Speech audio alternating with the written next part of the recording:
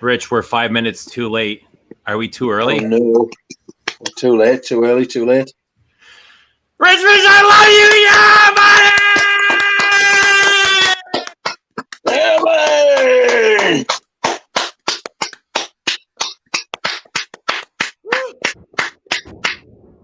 Woo! Did you hear that? Yeah, buddy!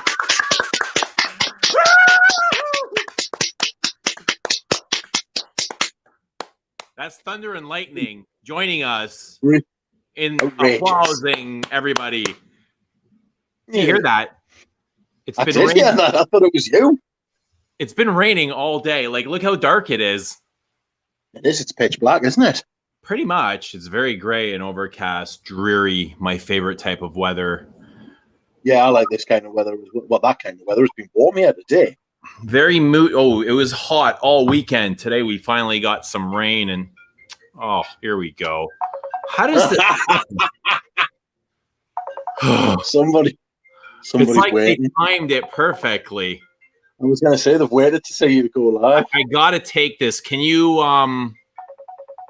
you take over? Yeah, if you want. Yeah, just mute yourself. It'll be fine. We'll talk. I can still hear you though. Right. Still hear you. I can still hear you. What a build-up for Rich to shite on Perfume. I do. I intend to shite on this Perfume hard. I'm just kidding. If it's good, it's good. If it's not, it's not. Trust us to say whether it's good. I've got a feeling I know what it's going to be like. But I haven't actually smelled it yet. I've been sitting. Well, I haven't been sitting on it, have I? You know what I mean? Well, I was going to say I'm not a duck, but there you are. I haven't been sitting on it like a chicken. Hello, everybody. Get on with it, duck. My day was all right, actually. My mate cancelled on us. We were meant to be going to Manchester, and then he was like, "Oh no, sorry, I've got to take my wife to get a vaccine." I was like, "Oh wait, man, sort your priorities out." But he's obviously his priorities are obviously his wife's health. I mean, it's unheard of. What was he thinking? No, today I wore somebody else scent of the day, and today I wore Loewe Pour Homme. I can't recommend it high enough. You must try it. It's really nice, really nice. It's the only lemon I ever loved. Ah, who's this? Hola. That's Eugene. It's Eugene. I was just telling them about my scent of the day. Yeah, go on. Today I wore Loewe Pour Homme. I don't know that. It's lovely. Oh, it's lovely. It's lovely, fresh lemon, lavender. Lovely. Is it like anything we know? No. Lemon and lavender. I suppose it's a little bit like Eau Sauvage. It's a little bit like Eau Sauvage with like the lemon at the top. Jiki comes to mind when you say lemon and lavender. Yeah, lemon and lavender. Jiki. Which one's Jiki? It's not like Jiki. Jiki's too heavy. Excuse me. Jiki's too heavy for this. This is much lighter, much fresher. It's more like linen. It's got a linen vibe. Jiki is not a heavy perfume at all. Which I'm thinking of Mitsuko, aren't I? Yeah, that can be heavier. Yeah, those are all heavier. Jiki is I always get the classic Girl Arms mixed up. It has a very fresh eau de cologne top. Right. I'll tell you what this is like. It's like Cologne Imperial. Catherine was talking. She's got a vintage Cologne Imperial. I might stick that on my next order. Yeah. The Cologne Imperial. The only problem with that is that it's all citrus top notes, and I'm scared. I'm scared it'll go. Do you know what I mean? It's not even that I'm scared that it'll go. I just find citrus so mundane. Like, not very exciting. Right. You know what I mean? You know what I mean? Yeah. You know what I mean? Sorry. So I'm in. Ta-da! Lure Bleu. And Lure Bleu? Yeah. This is the eau de parfum. And yesterday I wore the extrait of Lure Bleu. Outrageous. I don't know. I think this is the EDP. It doesn't say here, but I'm pretty sure it's the EDP. I can't believe it doesn't say. Oh, it says right on the front there. Duh. Eau de Parfum. So it's the eau de parfum, not the pure perfume. The pure perfume I wore yesterday. Today I'm in the eau de parfum. Yeah. Had a nice, lovely day at my sister's. Saturday went to the beach. Yesterday went to my sister's. Right. And I took the kids and my mom. And when I went to go pick my mom up, I'm like, oh shit, you smell good. Like, don't tell me what you're wearing because I haven't smelt this, or at least I'm not very familiar with it. But it was so interesting. And she's like, you know what it is because you smelt it on me before and you complimented me. I was like, all right, but don't tell me. And then after about 30 minutes, I finally figured out it was, and I've always liked this, it was Dolce & Gabbana Light Blue for women. Right. I couldn't believe how earthy it was on her, like rooty, vetiver, slightly green. I know it's very fresh and it's got grapefruit. I was like, wow, that smells really interesting. And it's not something she's worn in a long time, so I've forgotten about it. Yeah. But I always like the woman's version of light blue. Well, it's funny you mentioned Dolce & Gabbana because I've just bought a Dolce & Gabbana. You lucky son of a gun. That's right. And? I haven't received it yet. Do you? It's just been... Have you worn or have you had a bottle of the Dolce & Gabbana Pour Homme? I've smelled a vintage sample, lavender, spice, citrus. Interesting. Okay. I had actually drained a full bottle in the 90s. Whoa. It was I think it was my signature scent around 98, 99. I was wearing. Was it the Giro d'Italia one? Was it the Italian version? Oh yeah, it was the good one, the real good one. And then I remember when I drained my bottle, it took forever. I loved it so much I had gone to repurchase it. And when I bought it and I smelled it, I was like, this is not this. I didn't know anything about reformulations. I was like, this is not the same. It doesn't smell the same. This actually smells horrible, like completely different. You don't even need to have an experienced or trained nose to be able to pick up the difference or to realize it's a different perfume. And it's like been sitting at the back of my closet or shelf. I don't know, wherever it is. And I haven't worn it much. Terrible when it happens, isn't it? I kept hoping it was just like a false perception, but no, it's really bad. Like really bad. Yeah. Like it doesn't bear any resemblance to the original. No. It's really screechy. Yeah. It's such a shame. Where that's one of the worst parts about reformulation for me is when you feel that sense of loss. You feel that sense of like you've been, not that you've been robbed, do you know what I mean? But that something's been like, you feel like grief, that something's been taken away from you, something that you knew and you loved, and you just wanted it to just wanted it to last forever. You know, it's like that girlfriend when you were a teenager.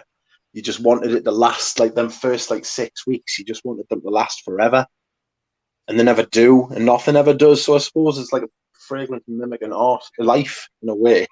But it's still, I know she has. I said hello. I got an order. That's who I got me Dolce & Gabbana off. I ordered it today, along with some other stuff. What a stream, eh? Very interesting. I got a ton of messages from that saying great stream. They really enjoyed it. Yeah. I got a message off my friend in the middle of the night, and she was like, "This is fantastic. This is like awesome. You should read the chat. Like, it's nice to hear you being quiet for once in your life. It's nice. It's everybody's without positive." yawning. And I was just like, no, it wasn't even just yawning. Just instead of like not talking, So it was like you can tell when there's either something really wrong or really right with you, because you're either silent or you never shut up. You know, Yeah. you're silent when you're like, I was captured. I was captured by the sheer vintage of it all. It was just great. I don't know anybody has I don't know anybody who had a bad word to say about it. And if they did, they would probably just send it to be arseholes. So There's absolutely nothing bad to say. Come on. there was nothing bad. Exactly. There was nothing bad to say about it. It was fantastic and I loved it. It was a I beautiful. think everybody loved it. I think Catherine loved it. I think we all enjoyed it. Should have her come back on next week or the week after. Hi, everyone. Thank you all for the amazing feedback I've received. I'm overwhelmed with joy. So grateful. Eugene is the best group of people watching the streams. What are you reading? There was Catherine's message at the bottom. She got loads of positive feedback. Everybody had a good time. Everybody was a winner. That's what I thought. The chat was a winner. We were winners. Catherine was a winner. That's what it should be like. Everybody a winner. And do you want to clarify? Like somebody made a comment in the video saying, you know, if this is a promotion or advertisement, yeah, I clarified to him. I clarified to him. There's no promotion or advertisement. We had no idea that Catherine was even going to come on when we started the video. Yeah. We found out when everybody else did. So there's nothing. There's no monkey business going on. Yeah, it was nothing. It was fantastic, and it was all the better for that. It was nice because it just happened, and how it flowed, and how it was just like I wouldn't say I was tired the next day, but I was still buzzing the next day. Right. You know what I mean? It was I was still high from it. The streams can get very stimulating, especially if there's a lot going on. Yeah. I felt like that.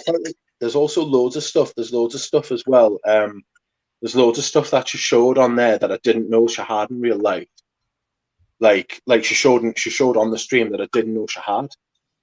So I was like, oh, what's that up there? Oh, what's this over here? Right. But no, it wasn't a promotion. It wasn't a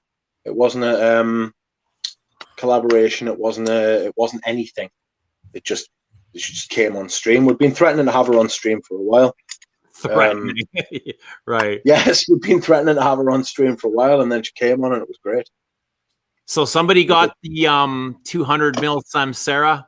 I really wanted the Samsara, but I have a bottle, and I know Audrey Jane had wanted it. And when you said Audrey wants, I was like, fine, you know, fair game. She mentioned, like I said, it was beautiful, but yeah, she was in the chat like, oh, how much is that? Where is that? What is that? Yeah, really beautiful perfume. To be honest, I had no idea that it even came in a 200 ml bottle. So that's got to be super rare. I've never seen one or heard of it.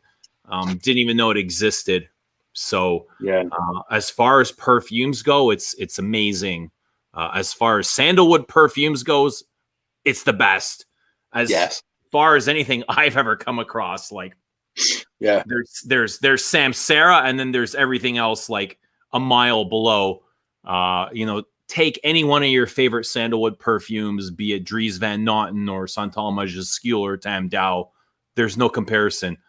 And I know Bois de Zil is known as a sandalwood perfume, and I still think Samsara is. It does sandalwood better than Bois de Zil. At least that version, that 1989 bottle of the Eau de Parfum. There's nothing like it. It's like a quarter of it in there is like Mysore sandalwood. You can smell the oil, like the Mysore oil. It smells of oil. You know, when you smell oil, be it baby oil or olive oil, it smells oily. Yeah. When you smell Samsara, you can thickness. Right. The thickness of the oil. You can smell the sandalwood oil. And it's so nuanced, like nothing else. You know, it's incensey, it's fruity, it's smoky, and that's all coming from the sandalwood. Yeah. It's I've got the Eau de Toilette, which was also a vintage, the early see-through bottle vintages. I I have got the that off Eau de Toilette as well. The Eau de Toilette I find is a little bit more fresher and more floral. The florals are higher pitched. Yeah, I totally agree. I probably got the wrong one for me, but I just wanted the original run. I didn't know they had they didn't have the Eau de Parfum at the time. They only got it in on Friday. And it was, I wanted it for the sandalwood. And it's lovely. It's the only jasmine I've got that I like. I'm not too, I just tend to leave the jasmine alone in it. Like, I don't really think about it as much as possible. You know, people keep saying it's a jasmine sandalwood, and I agree there's jasmine in it, but it is not jasmine alone. It is jasmine. It is more rosy for me. Iris and ylang, like there's a massive ylang in there. Just as much as there's jasmine, there's an ylang and rose. Absolutely beautiful heart of florals. Bloody bottle. Are you in the bathroom? No, of course I'm not in the bathroom. I'm pouring a drink. I don't pour drinks in the bathroom. Yeah, it's really nice, the Samsara. I really like it. Absolutely gorgeous. That was quite dear as well. It's a lot of perfume.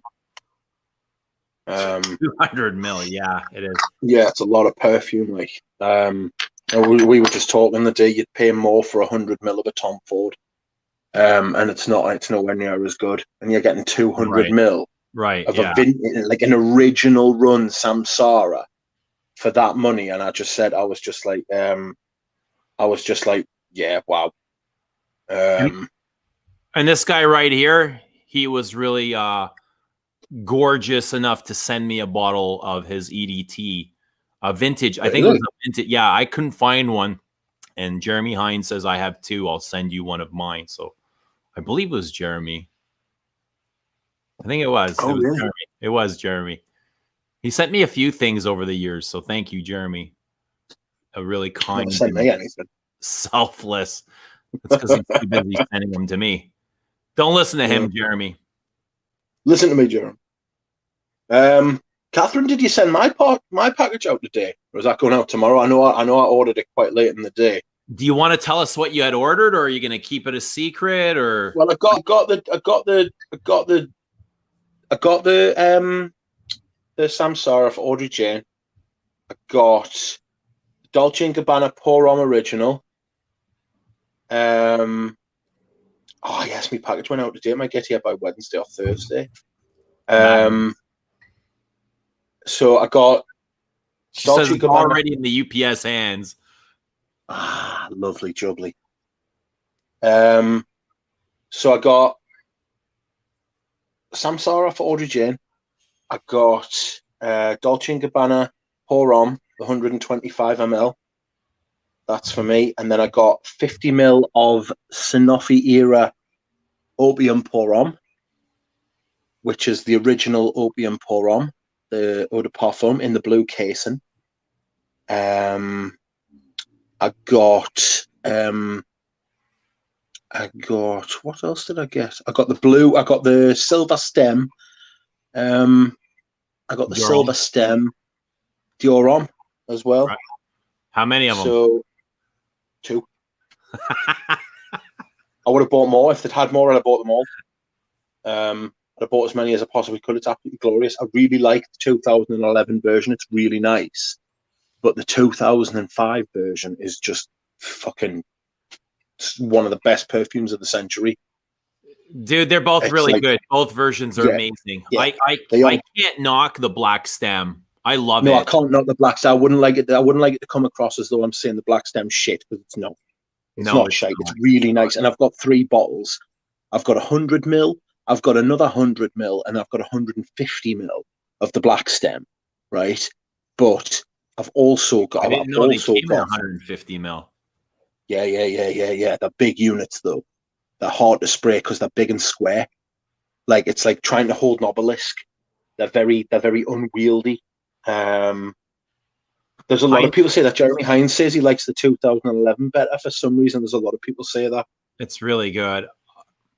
I had loved the 2005 version when I got to know it, and then when I got the 2011, I guess I kind of wanted to save and preserve my 2005. So Yes. in wearing the 11, I fell in love with it too, and I've said before that I prefer it as well. But both are gorgeous, like absolutely. There's nothing wrong with either one. Yeah. Yeah. I had sprayed a little bit on Saturday after you told me you got it, and the vintage, just to kind of remind myself of it. It's Absolutely. just the thing is that the 2011 is a little bit more sort of, it's more like a smell, whereas the 2005 is more like a perfume. The 2005 is much more defined. And I'm not knocking. I really, really must stress. That's right. Rich cleaned us out. I'm sorry. I am sorry as well. But sorry, it's just not. I've had to buy it. I had to have it all. If they'd had 5 bottles, I might have left one for someone else. But I'd have definitely tried to buy all 5. But no. It was that. So that's what I got. It's a weird. The 2005 is a weird perfume to decipher. It's like it's so well blended. I have a hard time picking up where one note starts and where the other one leaves off. They all really blend into each other nicely. It is. It's really well blended. It is absolutely really fantastic. It's one of Polge's best. Still to this day, it stands up as one of Polge's best. Yeah. I can't think of much that tops it. Oh, I'm sure there's a few. Do you think? Les exclusives. Yes, but he's using much more expensive ingredients there, isn't he? And he's using also, he's got his dad and Christopher Sheldrake with him as well to help him. I think he was also the nose behind the Valentino Uomo that smells like Dior with a studded bottle. Shouldn't be allowed to do that. Well, I say that. I mean, fucking, I've said that. I don't really mean that, if I'm being honest. It's just you would like to think that they would make a new perfume every time they made one, but I suppose when you're making it happens. It's like the same as Bourdon doing French Lover and Royal Oud, right? Yes, I totally agree with you. It's not any. No, you're right. But you're right. In principle, it's just in a perfect world that would create a banger every time, wouldn't it? Sure. Yeah, absolutely. But it's not. It's just not possible, is it? No. I have to have sympathy for them, really, because they're being asked to write it's like being asked to write a novel, 20 novels a year. You know. Spaced Out says he created Dolce & Gabbana the One. I didn't realize that. That's not something that sticks with me for whatever reason. Interesting.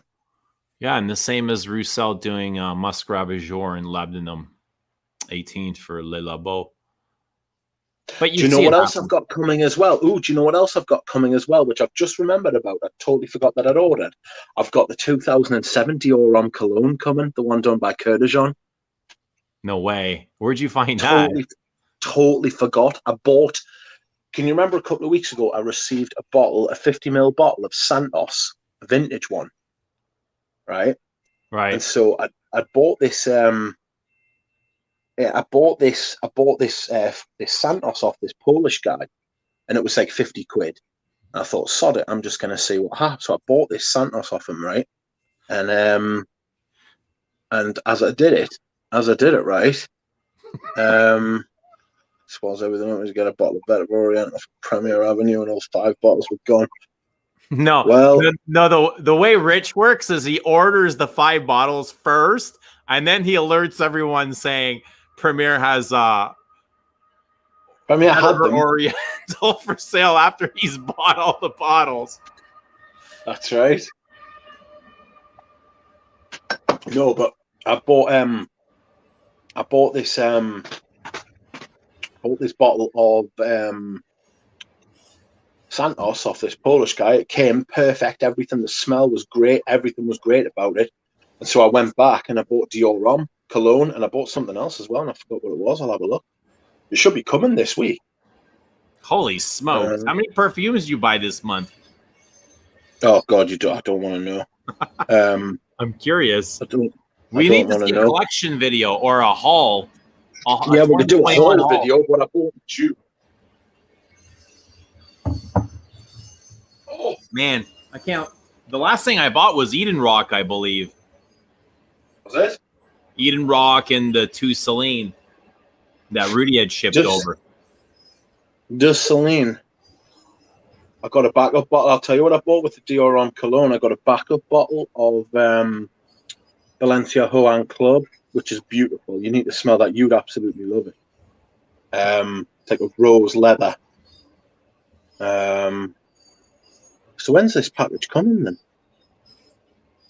It was dispatched to the UK on the 11th. It's now the 15th, 14th. So it should be in the country soon. So yes, it should be here soon. But no, I have bought a lot of perfumes. I'm trying to get a hold of a bottle of Eau Noir as well. I found a shop there. It never ends. Rich, when does it end? It doesn't. It never ends. Audrey Jane is here. Audrey Jane, we've just been talking about you. Hello, Rudy. Rudy is here. Rich, which opium did you get? You got the I got the EDP. I got the original EDP, the one in the blue casket. There you go. Rich is playing the stock market with perfume. That's right. I mean, unless there's like even in a recession, luxury goods like that go up, don't they? Rare stuff like that goes up when there's like a crash. Because the rich are still rich and they want stuff to insulate themselves. Well, perfumes, even in a recession, perfumes are still affordable, right? Not mine. Huh? Not enough money in the world. There's not enough money in the world to buy my Balenciaga collection. Yeah, perfumes are still affordable. As long as you got food on the table. I could do with losing a few pounds, like. I'll just buy perfume instead of food. Olivia Podge was working for IFF when he did Dior original. When Dior decided to go the in-house perfumer route, that's when Demachy did it because they have their own raw material contract. That sounds like truth. Yeah, it's because when they were buying it from IFF, they were paying them a commission, and when they had reformulated it, all of a sudden becomes their own formula, and they don't owe anybody anything. It's almost like buying out a contract without having to pay for it. All you have to do is change one ingredient. Yeah. Now the formula is no longer the same. That's right. Yeah.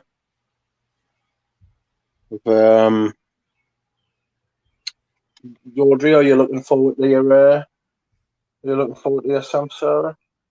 They got shipped out today. Could be here soon. I need to post take off. It's Audrey Jane's birthday on Wednesday. Just in time, it'll arrive. Happy birthday, Audrey. Well, it'll arrive here. You gonna go and drop it off or have I'm not gonna go and drop it off. It's like halfway through the country.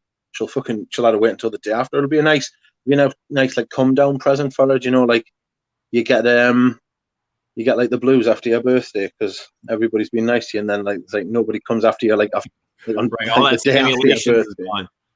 Exactly. So I'll send it as soon. And Ash is turning the big 4-0. All right. You want to smell some stuff or? Yes, I suppose I do. I've got 6 samples out. All right. What do you have? I've got the Celines, so nightclubbing. Right. I've got Black Tie. I've got Reptile. I've got Patchouli 24 by Le Labo. I've got Santal 33 by Le Labo, and I've got Diaghilev. Oh man, Diaghilev. Where do you want to place Diaghilev, first or last?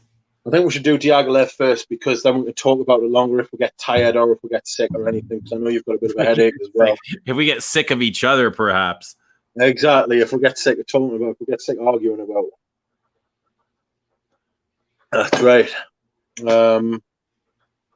I was going to do Diaghilev left. I know your logic there about Diaghilev left floor, but The what? The logic of what? the logic of putting Diaghilev last, like, let's build up to it.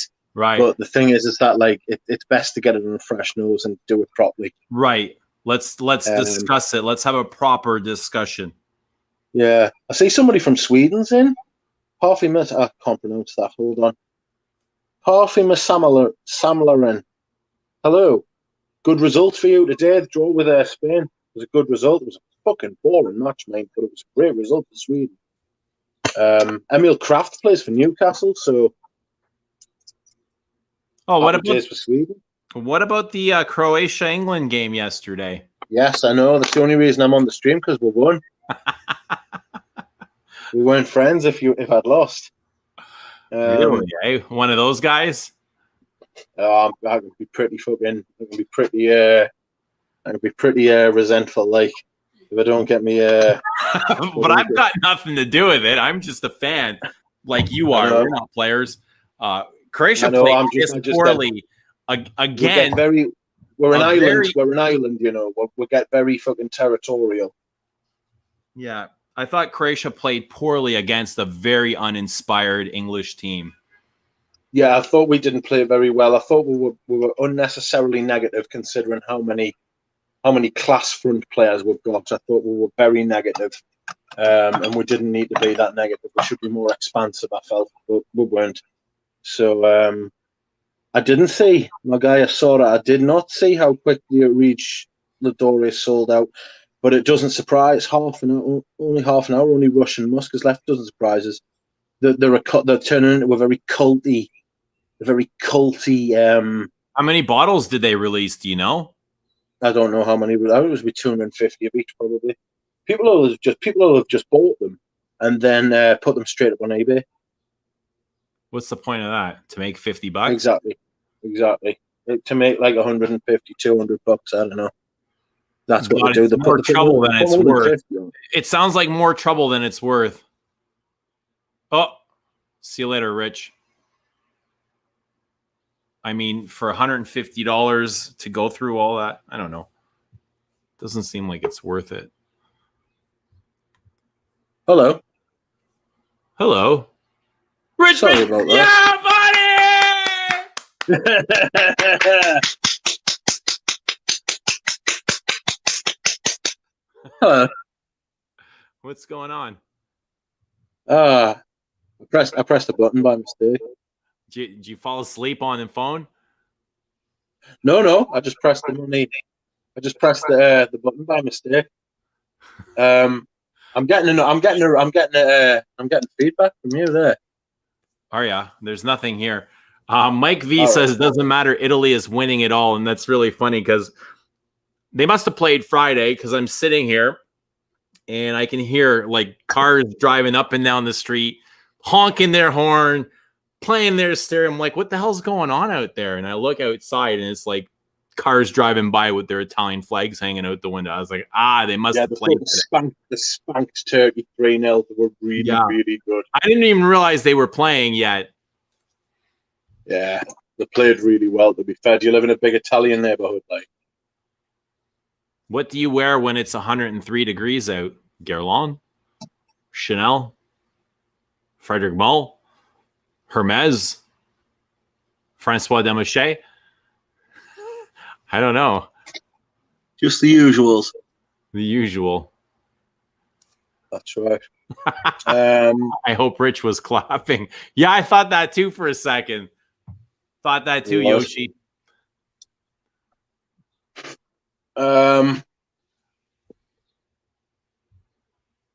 Right. So, do you want to smell Diaghilev first? Then? Let's do it. Okay. Right. Here's the sample. Hold on.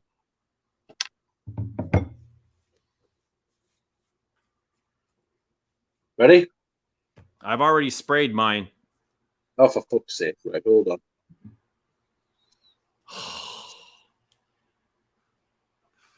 I got some in my mouth.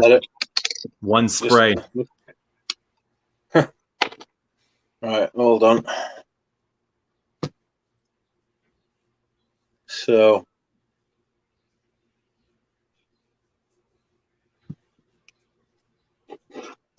familiar. We're already starting. We're going down that route. So first off, citrus. Okay. Florals. Right. Because everything's just sprayed it on, right? Just sprayed it on, so everything's a bit up in the air at the minute. So there's a lot going on. Yes, definitely. But it's really well done for the amount of materials in there. It's very finely stitched together. Yeah. It's got a darkness to it. It's very woody. It's got a floral heart. Your spices are there. Your moss is there. At least the colors of moss. You might not get the textures of vintage oak moss, but I think they do a really good. I'm getting fruits and citruses at the minute. Yeah, probably getting a peach. Yes, definitely getting a peach, but I'm getting stuff like lime and orange and like not apple. What's the one that looks like that? Bergamot. Honestly, citrus doesn't even register for me. Like any perfume I spray, it's like I want to forget about the citrus and just move on. So they may be there. I don't think about citruses. But it's like I'm getting a lot of florals as well. I'm also getting something a little bit warm. Right. There's a huge jasmine in there. Not getting jasmine yet, thank God. Jasmine to me is the dominant floral here. I'm getting ylang. Okay. I'm getting ylang big time. I get a huge dollop of cinnamon. Spicy cinnamon. I can see what you mean. But it's not cinnamon for me. It's not cinnamon for me. It's warmer. Okay. The warmer spice. Get leather? No, not yet. Not unpleasant. Not unpleasant. It's not unpleasant. Like I don't think it's shite. Okay. It's nice. Okay. That's good. Very fresh at the minute. Very fresh on me at the minute, though. Very fresh on me at the minute. Floral note says bleh, cinnamon. Cinnamon can go both ways for me, too. I don't like the hot tamales cinnamon, like the dentine gum. The candy cinnamon. Has it got cloves in it? Yeah, it does. It's got cloves and cumin. Yeah, cumin. That's the warmth. That's the warm, spicy aspect. That's what's going to lead. That's what's going to lead from the top. Eugene, if life give you lemons, don't think about them. Yeah, I try not to think about the citruses.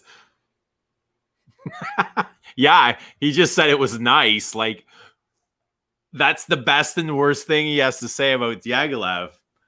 I'm not sure how to take that either. He wants to hate it. Damned with faint praise.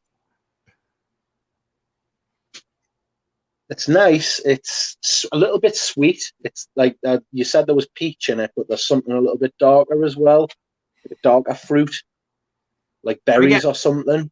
Yeah, there might be. I get mostly peach. I'm getting a berry. I'm getting a dark berry, like a blackberry or something. Yeah, take your time. Take your time. No rush here.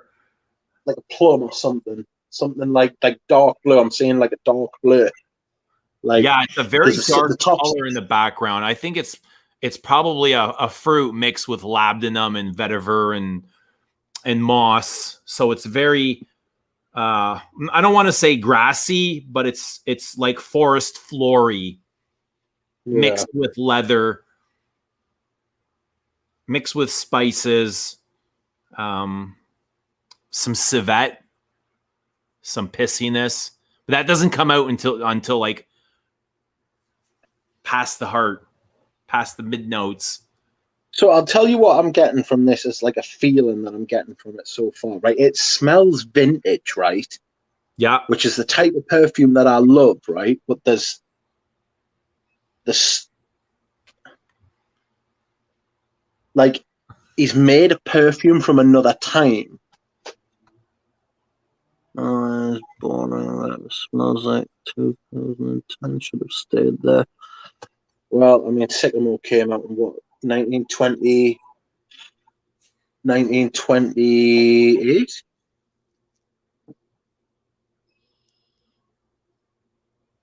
When did Sycamore come out? I'm going to say in the 20s sometime. I don't know when exactly. Yeah, definitely came out in the 20s. Definitely. It's probably the oldest fucking perfume they've ever. It's like it's one of the original four, wasn't it? It was that Bois d'Azil, Cuir de Rousse, and Gardenia. Yeah, Gardenia. That's right. Yeah. Right. So this is starting to get like a. This is starting to like get a floral heart. I'm getting the rose. There's definitely rose in it. There's definitely white florals and there's definitely ylang ylang in it. The cumin's coming out a bit more, so you can tell it starts with like citruses, and it starts fresh but the cumin, what the cumin's obviously there to do is to take the edge off the top from the citrus, and then bring it down into the heart and mix with the jasmine and the ylang and Do you get woodiness from this? Like, not yet, but I'm getting the beginnings of woodiness from it. Dry woods, churchy, spiritual, incense. No. In the background. No. Nope, not for me, not yet. Leather, still spicy, like leather-bound still spicy. Has it got nutmeg in it? Yeah, nutmeg's something that comes to mind when I wear this. Yeah, definitely got nutmeg in it. That's what I can smell. That's what's giving it that vintage vibe. All right, I'll tell you what I think it's. All right, I'll tell you. Right. Here's what it is. Right, it's 3 different perfumes bolted together. And I said this to you. I said this to you last week when I looked at the note list, and it smells almost fucking blow for blow what I thought it would smell. It smells better than what I thought it was going to smell like. Okay. Because it's obviously been blended brilliantly. Technically, it's brilliant, but yeah. The top smells like Eau de Hermes. It's warm, spicy, warm spice with the cumin's not as outrageous as it is in Hermes. In Eau de Hermes. Yeah, but it's definitely there. It's definitely reined in. The cumin's like it's got that. Eau de Hermes is predominantly cumin and clove. Yes, but it's definitely a nod to Eau de Hermes at the top, right? The mid with the peach and the ylang ylang and the vibe the middle gives off, right? Smells like Mitsuko. I'm not getting any civet or any oak moss yet, though. And then I think the base with the nutmeg is going to be like Derby. Really? I think that's what it's going to turn into. But I'd said this to you last week. I think it's like 3 perfumes bolted together. We were talking about a Rubik's Cube. We were talking about a Rubik's Cube last week. That's for me what Roger Dove does. Yeah. Roger Dove gets old perfumes, puts them all together, and then twists them round, comes out with like a different configuration and says, make that. Like, he takes classics, he takes the great perfumes and just re-releases them. But I think he puts them together. This is nice, right? This is really nice. And it's well made, it's brilliantly made. The blending's fabulous. And it smells better than 99.9% of what's being released at the minute. But the fact you've got to pay what you've got to pay to get it is a damning indictment. Not necessarily on Roger, but on perfume in general. Okay. Which is again subjective, right? I think modern perfume, if you've got to pay this much money to get this quality, right? It smells like vintage. It smells like vintage Guerlains. Right. It just does. And vintage Guerlains were some of the best perfumes. And vintage, right? even Guerlain can't make vintage Guerlain anymore. Yeah, exactly. Those Yeah, Roja Catherine's make- right. It smells. I would agree with everything Catherine said there, except the very end. The highest quality ingredients that are available to them at the minute. I would say that if Roja was to be making these 40 years ago, he would have access to better materials, or certainly better base materials, stuff like the civet, the oak moss. But they might come out later. See, I'm getting a lot of peach. I'm getting a lot of peach from this now. Now that it's like starting to transition into the mid. I agree with that though. It smells exactly like Mitsuko refined to the max using the highest quality ingredients. The highest quality ingredients available to them, yes. And I think that's why I would totally agree with you. But it's like a pastiche. It's like he's paying tribute to perfumes of yore, and it's like you could draw a straight line between this and Mitsuko. It's good. Oh, absolutely, yeah. The reference is definitely good. There. There's no hiding absolutely, definitely there. But like you could say it's reference is one word, derivative's another. I could say that it's derivative. It's derivative of some other perfumes, like the cumin, the cumin at the top with the citruses. That's Eau de Hermes. That's Eau de Hermes. But it smells nice. I'm getting the nutmeg now as well. Nutmeg's beautiful. I love nutmeg in a perfume. But it reminds us of Derby. As soon as I smell nutmeg, it's I don't Derby get straight anything away. Derby from this. Anything. You don't get any Derby from it at all. No. I mean, there might be one or two notes that shares in common with Derby or Eau de Hermes, but those never come to my mind. Obviously, it might just be me. It might just be me with smelling, with associating nutmeg with Derby. Because when I smell big nutmeg, I smell that it's Derby all the way for me. To me, nutmeg is Derby, and nutmeg and leather as well, because it's got leather in it as well. I've just been and looked at the notes there. It's got blackcurrant in it, which is what I was saying. The red berry, like plum, blackberry. It's got that sort of dark blue fruit. Catherine, no, I haven't smelled Grossmiths. But if you're asking me, would I drop 600 quid, 700 quid on a bottle of this? I basically spent like that kind of money at the Perfume today, including what Audrey spent. I would rather have those. I would rather have 5 vintage fragrances with the ingredients in than buy one Roja for that money. But I don't want to leave people with the impression I'm knocking it.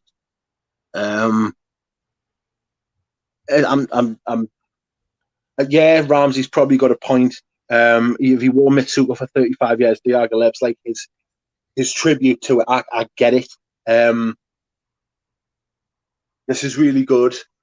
And it's the closest thing you're going to get to a vintage perfume being released today.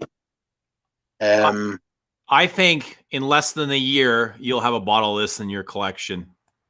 No. Mark my words. You're going to come around.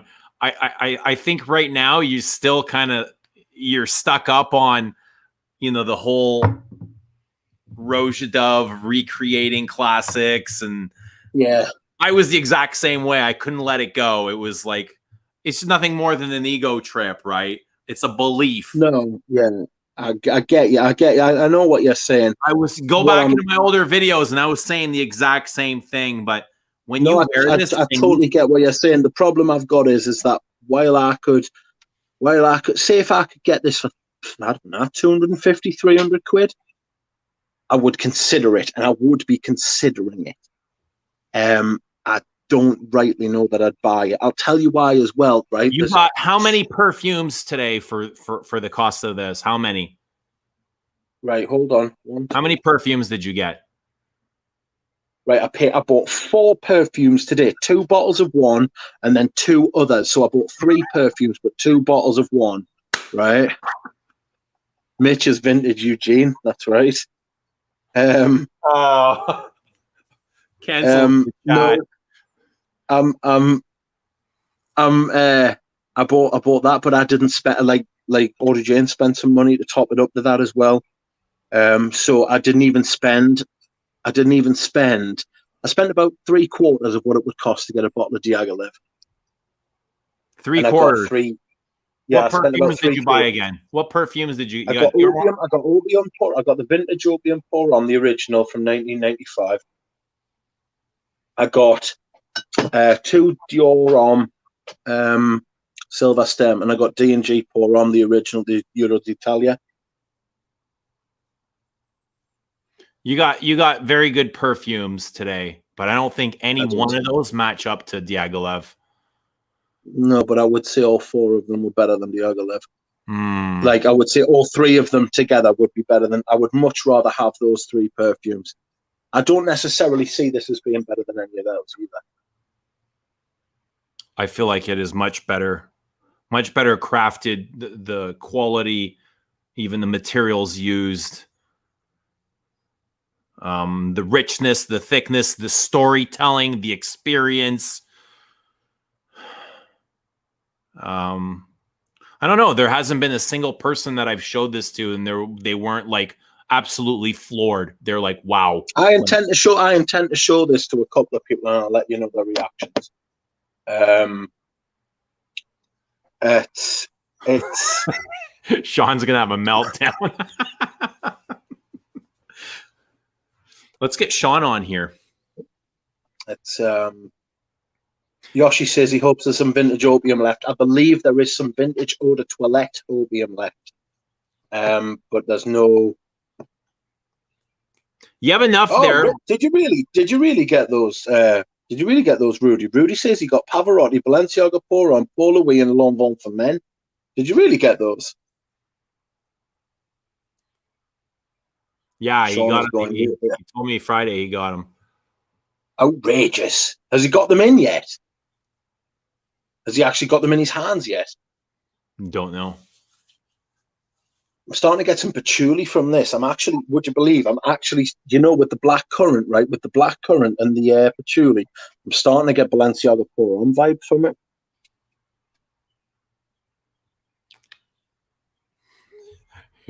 Zhao says that price tag repels him. And I definitely know what you mean. It's a barrier, really. And once you break that threshold, it just gets higher. It creeps higher and higher and higher every time. Oh, it's outrageous. Yeah, it is. It's outrageous, the price. There was a time where I said I'd never pay more than $200 for a perfume, and then $300, and then $500, and then now it's like I don't even want to think about it. What that threshold is at now. Yeah. He's made an old perfume for today's. He's made an old perfume for today's market. It's and he's presented it as a new product. Mike V says, "Zhao, just get a 5 ml sample. It's only $200." Where did you get that, Rudy? How much did you get of the Balenciaga Pour On, and where did you get it from? Hey y'all. I'm interested. Hi Hills. Hey y'all. Hi Hills.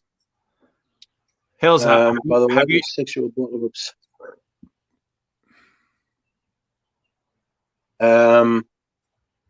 I've got other perfumes here to sample. We can keep going back to Diaghilev if you want. I appreciate you sending us that sample, though. It must be about 20 quid worth of perfume in there.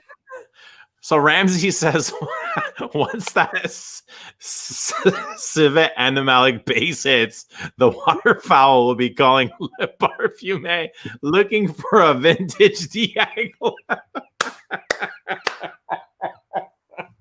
Oh, man. Dude, when that dry down kicks in, look out. You're going to be fucking running for a bottle, okay?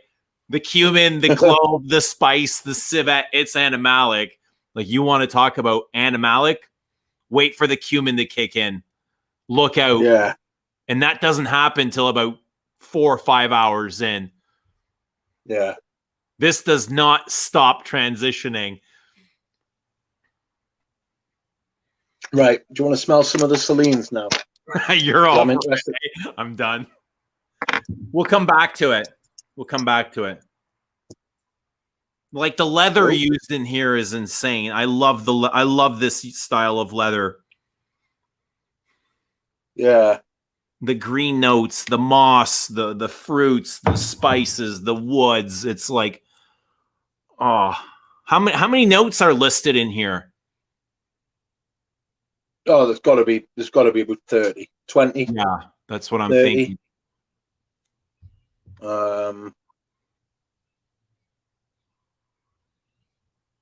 No, I'm getting the nutmeg in big time now, and it's reminding us of vintage Guerlain massively.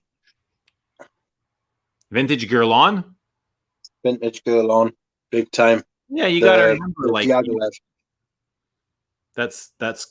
That's where he trained. That's where he made his career at Guerlain. He didn't train as a perfumer, though. Never said that. That's where he worked. That's why he worked. He worked as the marketing director for like 30 years, didn't he? Yeah, I'm sure he must have left when they stopped releasing all the bangers. I feel like he almost left there once they were sold to Louis Vuitton. I'm not sure what the story is. Yeah. Maybe But he just started his own brand, what, in 2000? And they were sold to Louis Vuitton in the mid-90s? They were sold in the late 90s. Late 90s, yeah. Well, there you go. It seems like, right about then. I agree. Right. That would smell some Celine instead. All right. Let's go for it. Which one shall we smell? Hey, Yara. We'll go for nightclubbing. Okay. Have you got it there? Let me get my bottle. Go, go. Go, go. Go, go. Yeah, buddy.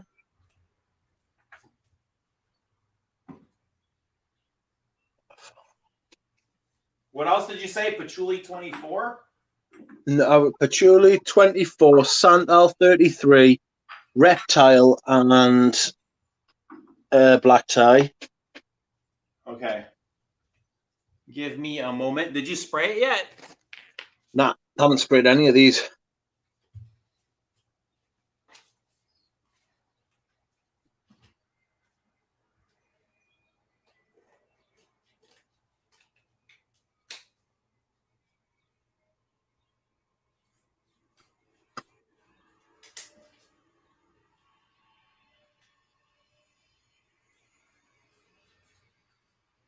Oh, heavens.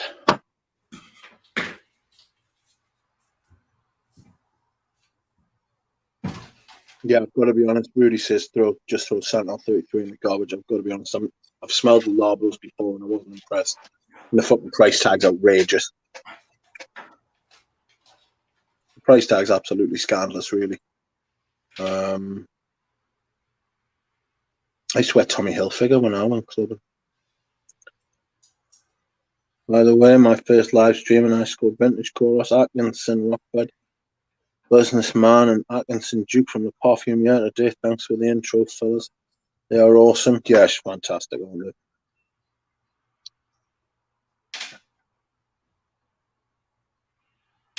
they? Christian Radovac. If Mitch buys Diaghilev, I'm paying 2 hookers to read a Bible with me on Sunday. What did he say? They said if Mitch buys Diaghilev, I'm paying 2 hookers to read a Bible with me on Sunday. 1 year or less, money back guaranteed. 1 year or less, you'll have a bottle in your collection. A vintage. A vintage.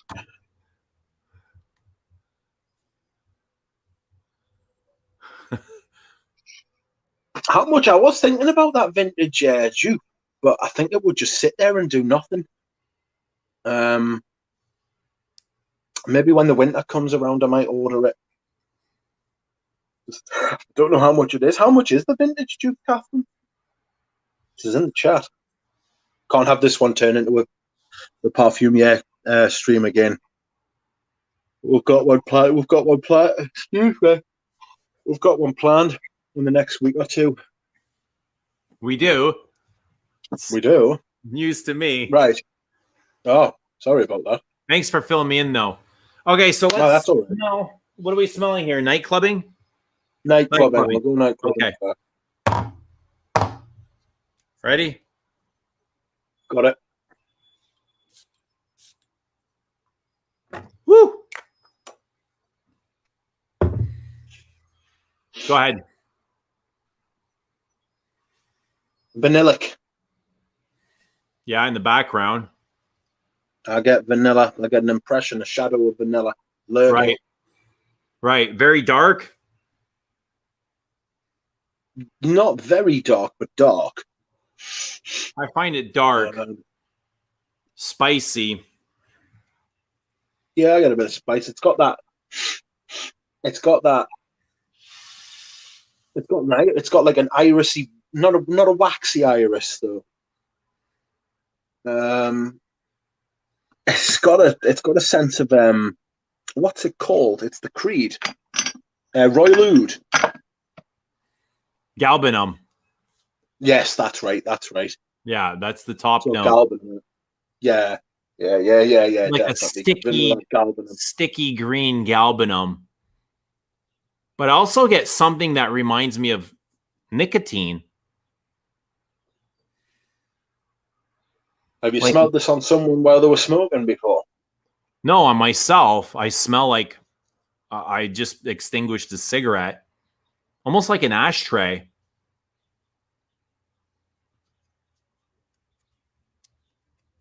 I don't get that. Our skins, I'm the more I talk to you about perfume, the more convinced I become that our skin is completely different. How like so? Things that you get, the things you get from perfumes when you first smell it, like maybe not like as a perfume overall, but like your perfume does different things on your skin at different times than what it does on mine. Like I don't get any. But also, say you're talking about. I've worn this enough where I'm already like you might not be able to smell nicotine or ashtray, but because I know it's coming, I can already perceive it. Yeah, that might be the difference here. Does anyone else get that? Like a tobacco? There's a fresh green tobacco. I get a lot of this cigarette vibe. Well, there's three green notes in it: galbanum, patchouli, and moss. And it could be those three, with the galbanum being the biggest, contriving to give you that sort of tobacco field. Tobacco. Right. I get what you're saying about a tobacco now. I don't get ashtray, but I do get tobacco. You might get it. It'll come ashier. So Interference is saying the ashtray aspect scares me. I almost want to blind buy night clubbing.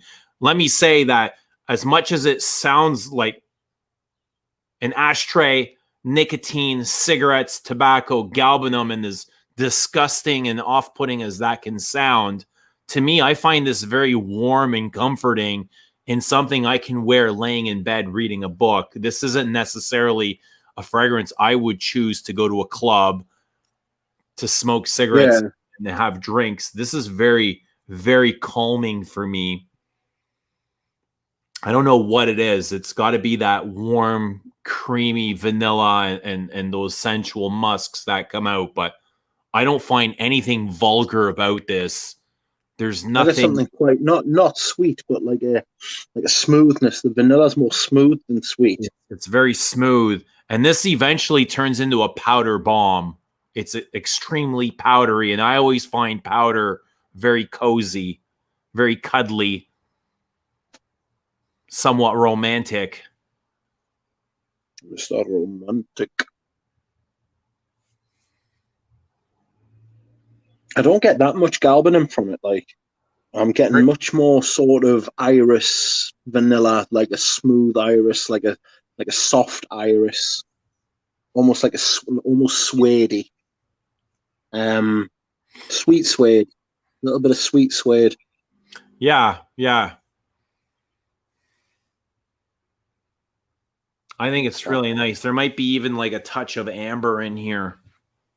Yeah. It's got that warmth, hasn't it? Yeah. I love it. I personally, I love it. I love wearing it. Yeah. Aperol Spritz says it's sophistication. I agree. That's sophisticated, man. This nightclubbing is the most full of the samples that you send. So the others have got a little bit of air in. Oh, for God's sake, itchy foot.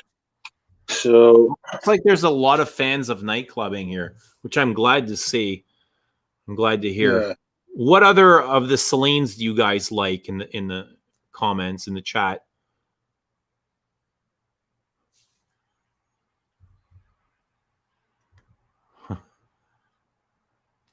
I don't hate this either.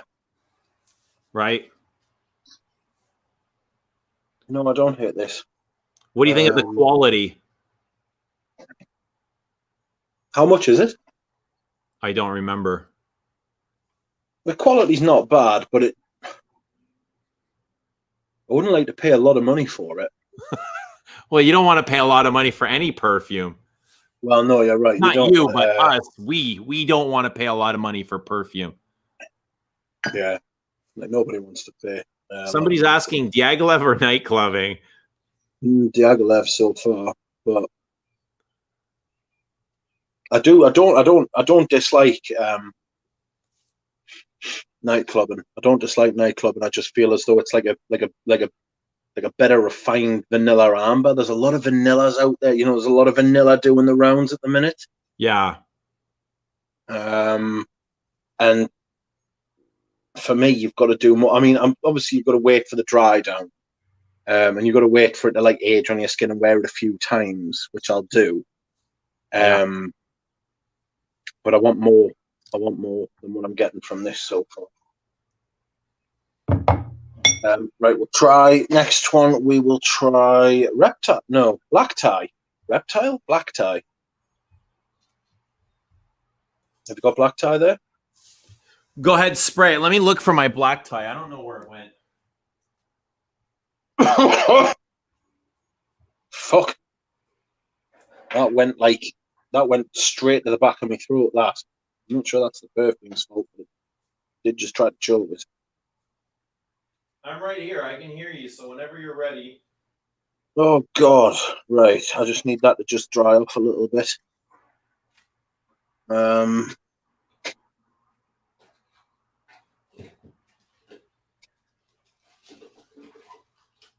It smells very alcohol-y at the minute.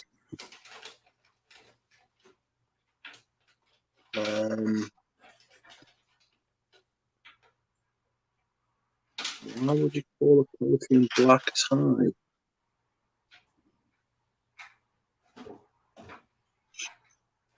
So it's very sweet, very fucking iris vanilla. It is literally has got iris and vanilla in again, and moss and musk. So are all these fragrances vanilla, moss, musk, and iris with like another note at the top to like change them about? It smells nice, this, I must admit. This is nice, but again, it's not. I don't know where my sample went, but I'll have to open my box. I still haven't opened this. I'm getting big iris from this. Okay.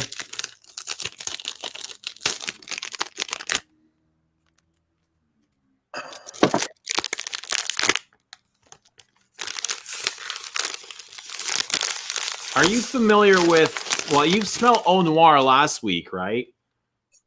Yes, I might be getting a bottle of that as well. Actually, I was speaking to somebody. Do you find any similarities between this and Eau Noir? It's slightly dark. I've got an Eau Noir candle which I can smell. They're quite dark. They're a little bit sweet. Put yourself on full screen and show them the presentation. Not a presentation. Aye. Let me put it. Woo! In the plinth. Aye. The bottles are nice as well, aren't they? They're gorgeous. Yeah.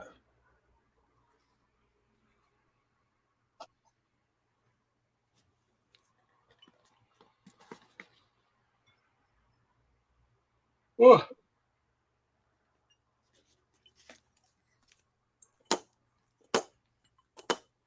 Like that's magnetic.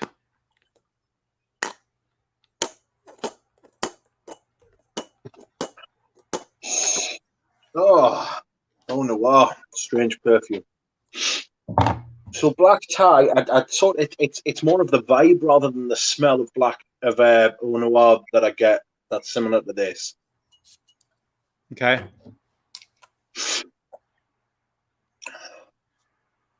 The vanilla comes out right away. It's the first thing that I'm hit with. Yeah, I get the iris. But the spices in here remind me of Eau Noir. Right. And even the syrupiness. Yeah, I would say the syrupiness definitely. But not. It's obviously much lighter than Eau Noir is really thick, like goopy thick. And this is more restrained. Yeah. But there's a lot of things in here that remind me of Eau Noir. Maybe it's the immortal. I wonder if there's iris is going more powdery now.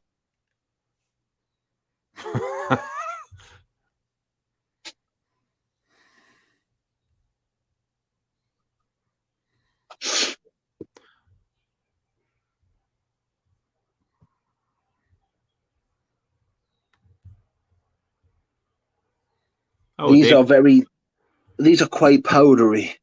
Yeah, they do turn powdery, especially nightclubbing gets really powdery. Who's the perfumer behind Celine? I don't know. They never released that.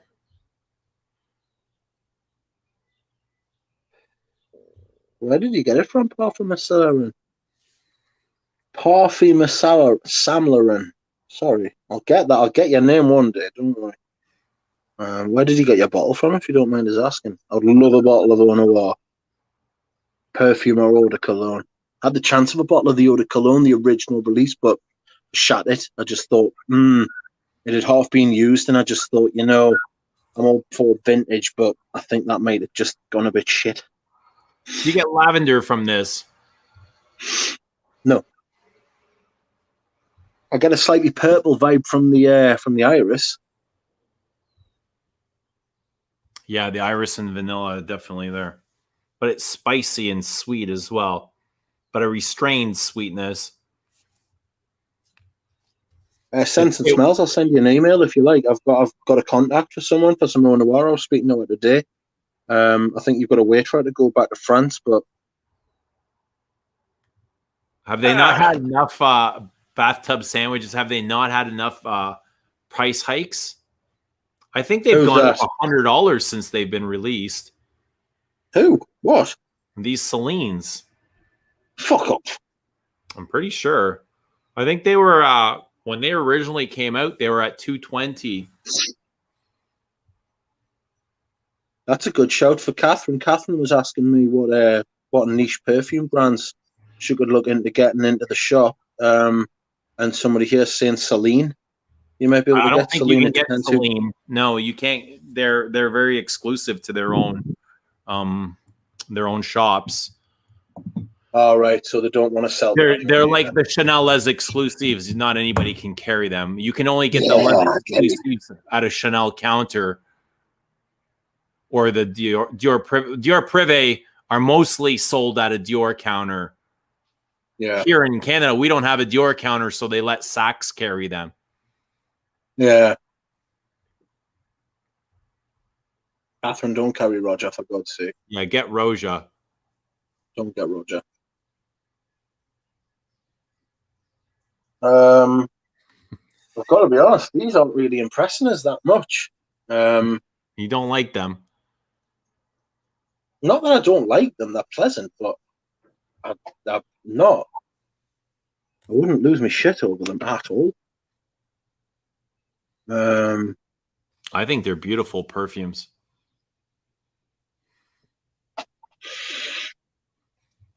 Obviously, if you're comparing them to vintage, there's going to be a problem. No, I'm not comparing them to anything. I'm just smelling them on their own.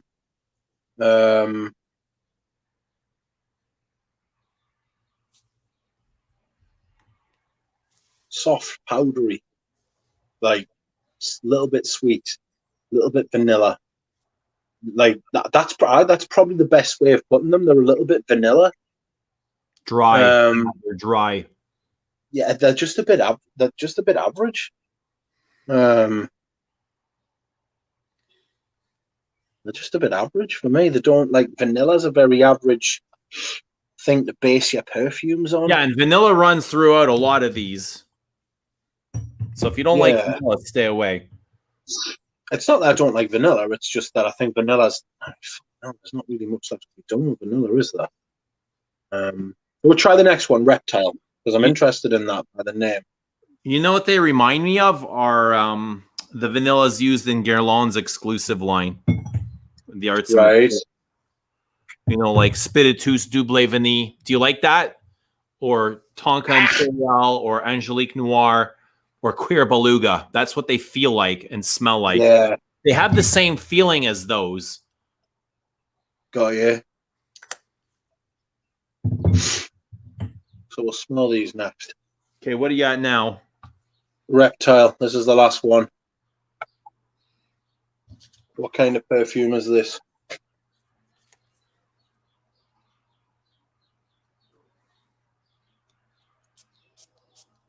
I'll leave that to dry so I don't fucking inhale any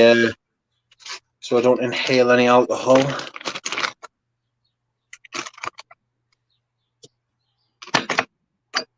Back in there with you.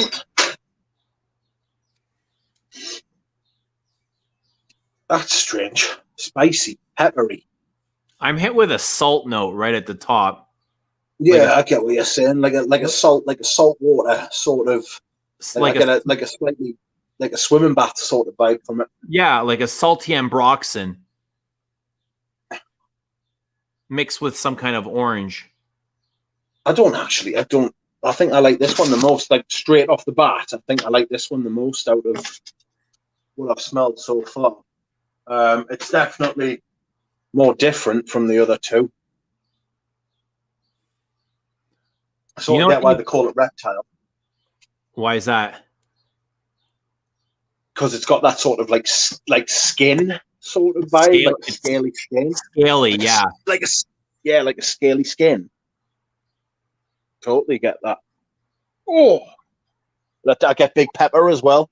Yeah, I get huge pepper. I noticed that. You know what these remind me of is the Eau de Merveille. Orange and ambergris or ambroxan. Like the almost like the marine ambroxan. Yeah. Soapy. I actually quite like this from what I've smelled so far. Soapy. Very soapy. Ambroxan to me has always been soapy. Right. I'm getting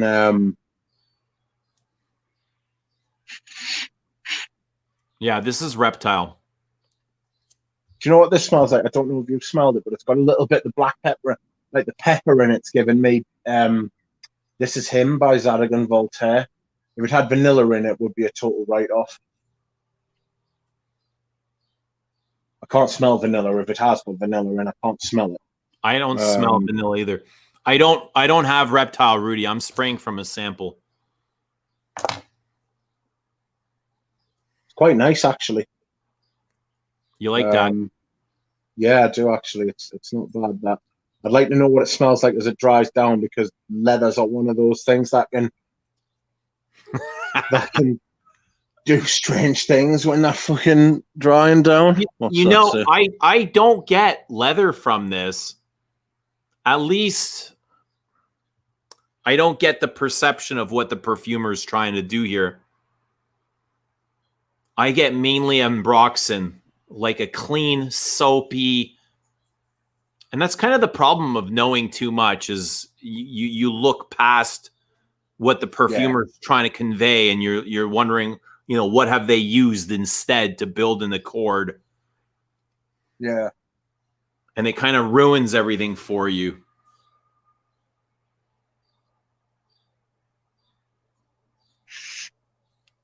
The black pepper is very, like, I think it's the pepper. Maybe you're getting a salty vibe because you're associating it with like salt and pepper. Because it doesn't seem to have. I can't detach it from Eau de Merveille, and I find that one very salty as well. Let me spray Eau de Merveille. This is not pepper in it. Pepper, very peppery, very peppery. Like, you know, when somebody's like ground pepper, and you get it in the air, and it's like, like it's like see why they use pepper spray to stop people, because it does stop you in your tracks. Yeah, bear spray is all pepper, isn't it? Yeah. Well, I mean, is it? I don't know. There's no bears in this. I'm the closest thing to a bear in this country. I find Eau de Merveille is very similar. Just this is more, it's more fresh, more citrusy, and more sparkling. This Reptile is a little bit, it's more full-bodied. Right. It has a little bit more depth to it. Eau de Merveille is very fleeting. Very fresh. Eau de Merveille is like for the most humid of days, and it shines in that weather. I'm getting this is a very, very light. It's very transparent. There's not a lot to it. It's like one of those tattoos that you get that you can like scratch off. You know those like those kiddie tattoos you used to get when you were a kid from like a magazine. You just used to have to like. Yeah, it's like it's got that sort of vibe. You can just like scrub it off if you want to. Right. I feel like this wouldn't last if you like were sweating in it. You know? You would sweat it off? Yeah, like I wore it once. I can't remember how it lasted. I think they all last quite well.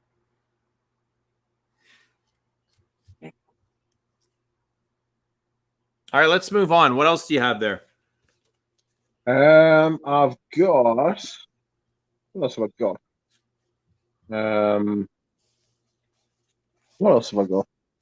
I've got the Labros, which I haven't opened yet. The Patchouli 24. All right. I have a feeling you're going to like this. Really? I'm trying to open it without destroying it. There we go. You don't have a sprayer for it, do you? Nope. It's gonna have to be a fucking. Oh, it's not even a dab.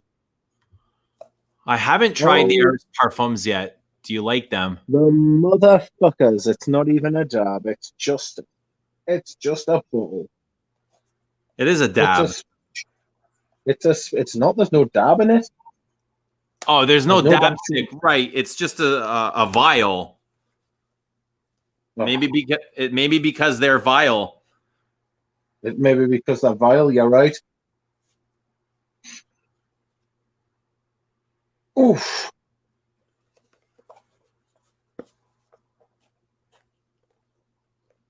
Maybe because they're vial. Did you spray it or apply it? No, I just applied some on my finger. All right. Oh, it's got a smoked hot dog vibe. It does have a barbecue thing going on. Yeah, it's definitely got a barbecue thing going on. It's got a smoked hot dog thing going on. It's not very nice. Initially, it's fucking horrible. It's like barbecue sauce spilled on the barbecue. Yeah, Yeah, yeah, that's exactly what it's like. It is literally like barbecue sauce. It's like, yeah, it is. It's like barbecue sauce. So it smells like. It's It's smoky. Do you get a lot of smoke from it? I get smoke, but not necessarily good smoke. What, like bad smoke? Like bad smoke. Like you can get good. There can be good and bad smoke. This is. It's not very nice. What It's not don't you very like nice about at all. If you fucking wear this around the place, people are gonna think you've just come from like a fucking tire fire. it? A tire fire. It does. It smells. This is bad perfume. Okay. This is not. This is not nice. Do you get birch Not tar? good. It's not birch tar, mate. Do you know what it is? It's fake birch tar. It Okay. smells Well, the like most of the stuff we're it's. smelling is fake. It's the Yeah, I know perception. that. I know that. But what I'm saying is it smells fake. A lot of the stuff we are smelling is fake, and we know it's fake, but it doesn't necessarily smell fake. And I suppose that's part of the art, right? But this smells like somebody's just gone, hey, smoke, and just hide it in. And they're just trying to like pass it off as like, oh, it's got a smoke note. That doesn't count. You need to make it smell more than like you need to make it smell more than the actual ingredient. You like there's it's not nuanced at all. It's just a big dollop of smoke. Like it smells like burned plastic on the wind.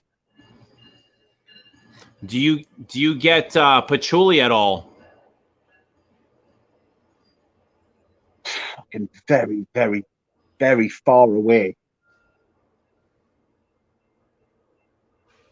Very far away. Yeah. The patchouli doesn't come out till it dry down. For me, it's right now mainly smoke and leather, smoke and birch, smoke and Yeah, spices. yeah. The top of this perfume. Say if you were going to wear this when you were going out, right? You'd have to spray it a good hour or two before you Yeah. actually left the house. You know, like you can't have people having you smell like this. Like you like people would think, like you could have had a wash before you came out. It's extremely strong and potent. Yeah, I agree. Half hour, an hour before you go out. And Yeah, like it's extremely loud and it lasts forever as well. It's tenacious. It's intense. yeah. I personally love it. I love wearing it. Really? Yeah, I do. But I can't wear too much of it. 2 or 3 sprays is the max. I wouldn't go Yes. 10 Well, sprays. definitely. Absolutely. I love wearing this. Oh, it's rough. It's starting to chill out a bit now. Like it's not like trying to. It's like standing right for me. It's like standing right over a campfire. It's like you've collected the driest branches you could in the forest and you've dropped them into a pile and you've started a fire, and it's that tarry smoke that comes up from them. That's the smoke I get. Do you know what? To me, it smells like. It smells like you've done that, but you've thrown a black plastic bag in there as well. Do you know what I mean? Just to get it started off. Yeah. And it's just feels as though it shouldn't be anywhere near the wood. The wood is natural. The black plastic is just like, yeah, and it's melting all over the branches, and it's dropping. It's like dripping down onto the forest floor. And it's like it smells like. It's starting to chill out now, to be fair, but it's still not particularly nice. It's definitely got a barbecue vibe. Yeah, that goes away really quick. The barbecue sauce doesn't stick around very long. Right. But I think this is good, even for a niche perfume. Okay. Like the opening smells very nichey. but Yeah. there is some You magic haven't to tried this. any bullfet, have you? You haven't tried any bullfet, have I you? haven't. Are they I imagine they're similar to something like this. That Patchouli 24 is definitely similar to some bullfet. But I think the bullfet smell a little bit more refined for me. The bullfet smell like there's a lot more going on. There's some like different stuff going on as well. Hmm. Yeah, rank. Bad first impression from that. But I'll go back to it. I'll go back to all of these. Like I keep smelling the Roja. The Roja's still nice. I think, yeah, it smells very similar to Comme des Garçons Black, but Black feels like it's better made. This feels more niche-y. Black smells like it's almost perfected. This. Yeah. This doesn't smell like it's well made.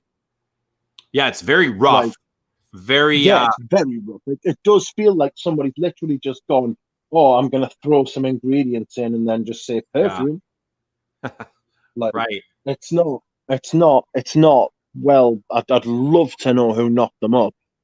Like, who made them? I'd love to know. I can't remember who made. I think the perfumers are available. This might be a Nick Minardo. Really? Hang on. That would shock me to my very core. This is not the unique Minardo I know.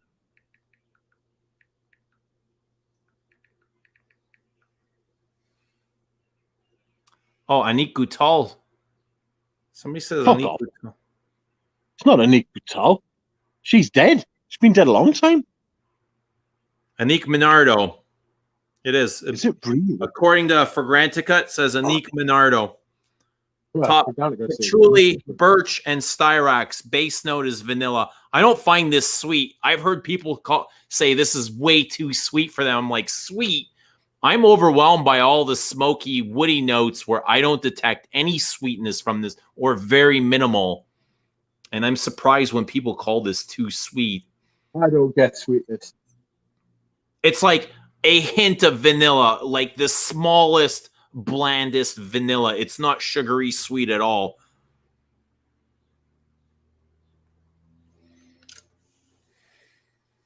Right. So I'm going to start with the next one now.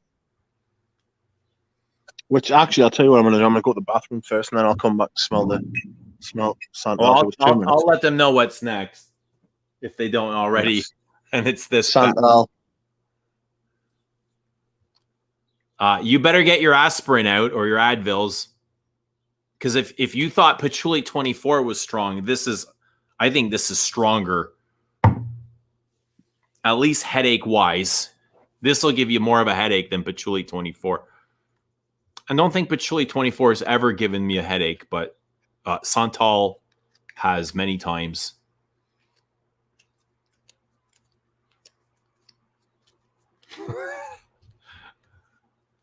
I know what you mean, Rudy.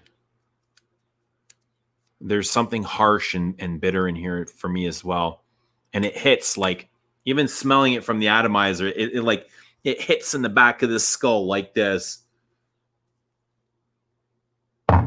It's like it just took a hammer and struck me back here all day long.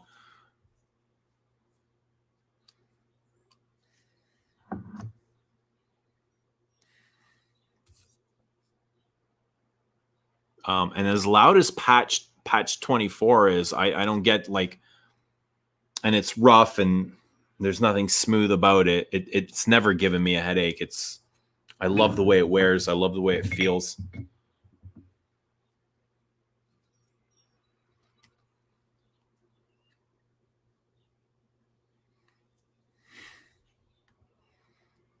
The only time I got negative feedback at work was testing Santal 33 from Nordstrom. I can definitely see that. Does anybody get the dill or the pickle from Santal 33? Dill, pickle, fig. It's very green, and it's not very sandalwoody. Like, if you're looking for a technical sandalwood, I would not call this sandalwood. It's so dry. Pickled cucumbers. No dill. I get both. I get dill. I get pickles. Any creaminess that I get is from the fig. So it's like they've used fig to impersonate a creamy sandalwood. Oh, it's so harsh and so dry. And it's got papyrus in it. That's where that dryness is coming from. And I hate the use of papyrus in here. Oh, I am back. I've had to lie down. My fucking back's killing this. Right. So Santal 33. Yeah. I think it's the papyrus that kills this for me. All right, let's just put it on. Screechy laundry powder. Ooh, right. Another dry woody amber. Cucumber. Okay. Massive cucumber.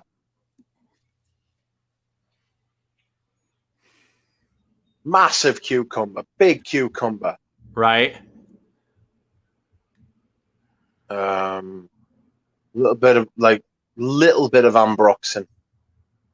Okay. Little bit dry. Very dry. Very, very dry.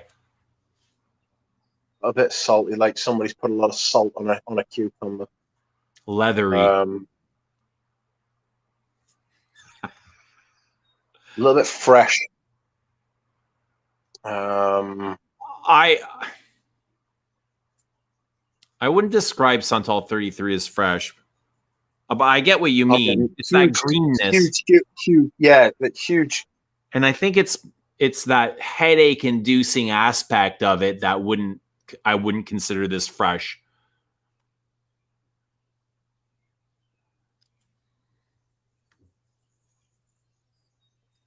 Oh.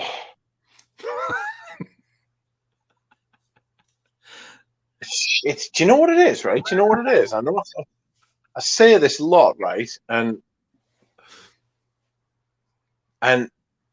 like it just smells like a Tommy Hilfiger fucking flanker from about 20 years ago. I used to have a Tommy Hilfiger flanker called Summer Cologne. Tommy Summer Cologne from about 20 years ago, and that's just what it smells like. Like it's not just what it smells like, but it immediately brought the bottle back to us because it was clear at the top and it went down and it faded down into like a lovely dark blue at the bottom. And I had like 2 bottles of it and I had like a turquoise cap. It reminds us of a great time in my life, but this is like a shit version of that. Yeah, it's completely shit. Like shit beyond. It's really, it's not well made either. It's very unfinished. It's like 50% finished to me.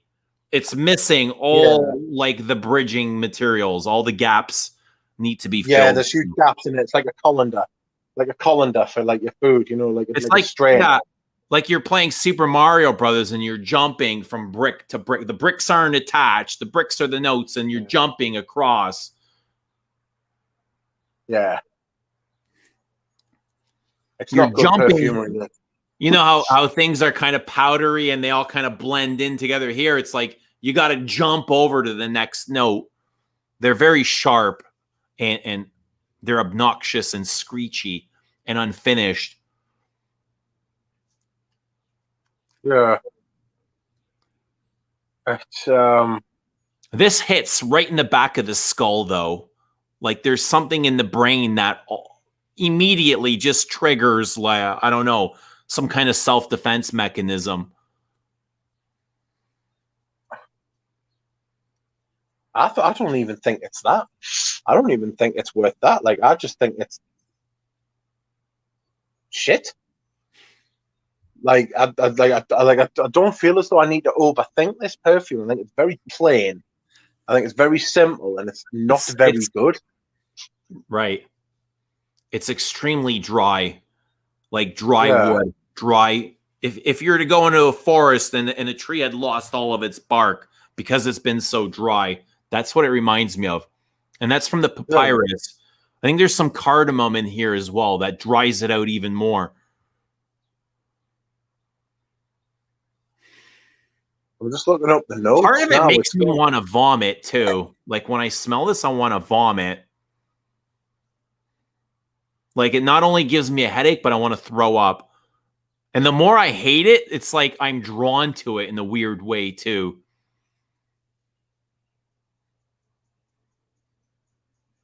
It's like you ever come across something that you hate so much, but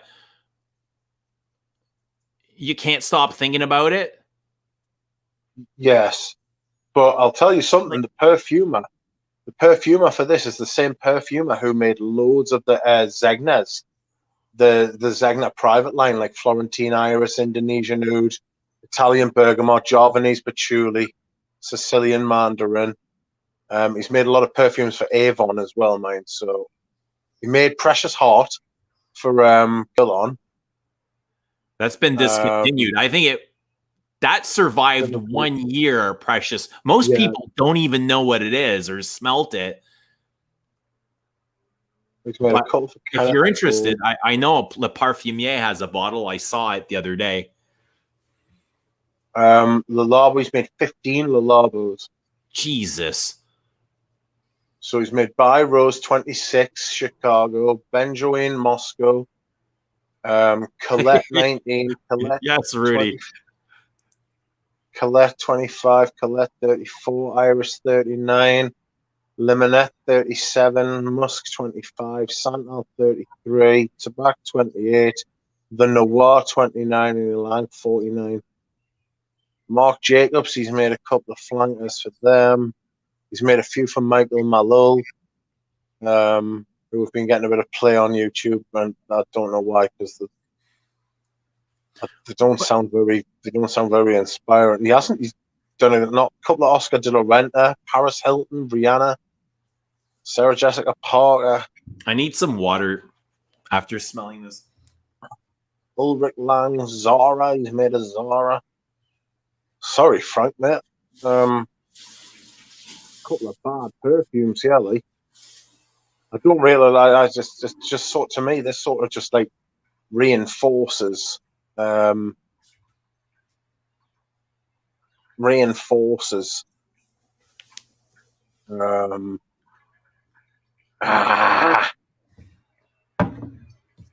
what I thought about Le Labo. Yeah. It's very unconventional. Every time I sniff this, my head swells up. Yeah. So a majority of fragrance enthusiasts feel the same way about this. Sometimes I hear the odd enthusiast say, I absolutely love it. And then somebody asked, Yana asked earlier, why do you think it's so popular? Why is it so trendy? Why has it blown up the way it has? Like they say, this is the scent of New York City. If you were to go to New York, everybody's wearing this. Hollywood B-listers are wearing this. Yeah. We'll fucking let them. Just goes to show if you've got money. Just because you've got money doesn't mean you've got taste. Good taste, yeah. Yeah, it's totally true. The people with the most money never have good taste. It's fucking extremely rare for somebody with a lot of money to have good taste. So yeah, this is the patchouli hasn't got any better either. If I'm being perfectly honest with you, it's just sort of settled down. I like the. This smells like a Tommy Hill. This literally smells like a Tommy Hilfiger flanker from 20 years ago. I'm not even joking. Summer cologne. Crazy. It smells like an outright niche perfume. It, doesn't. I can't picture any Tommy. I don't remember a single Tommy. But when I hear Tommy, I think fresh perfumes, light and fresh and clean. very inoffensive. This is offensive, but not in a dirty animalic way. It's offensive. Like, this is an offense to perfume in general. I would agree with that. Yeah, it's just not very good. If I was to smell that Tommy Hilfiger cologne, I would fucking hate it. No, but I loved it at the time. Do you have Oud 27 there? No, just the two Le Lobos. Yeah, oh god. And they're all kind of constructed the same way. They're all very rough around the edges. They have just feels as though somebody slammed it through. Yeah, they have their own aesthetic. It's just not a very good one. Yeah. Oud 27 I like only because it's so weird. And it's ultra skanky. But again, like it's not exceptional perfume. Yeah. It's just meh. Will you wear it? Will you wear your sample at all? Not anything other than on my hand to just like smell it and be like, wow, that's weird. But no, I won't. I won't be. I'll smell them on my hands to sample them more. I'll sample them more, but I won't be wearing. I might wear Roja. I might wear the Roja. My favorites. Zhao wants to know what's my favorite so far. I would go with Roja is definitely the best. Then I would probably go with.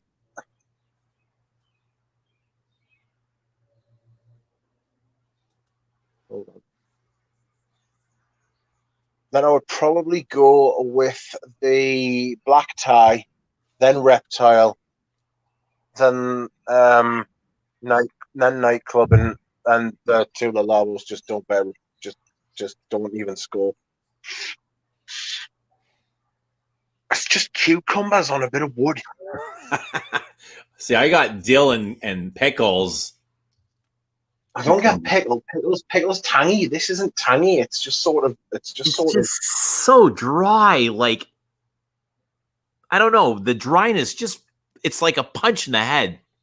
Not in the face, but in the head where my brain feels like it's vibrating. Yeah. You know, there is an obnoxious amount of aroma chemicals in here. If you think Santal Royale is harsh, this is on a completely different level.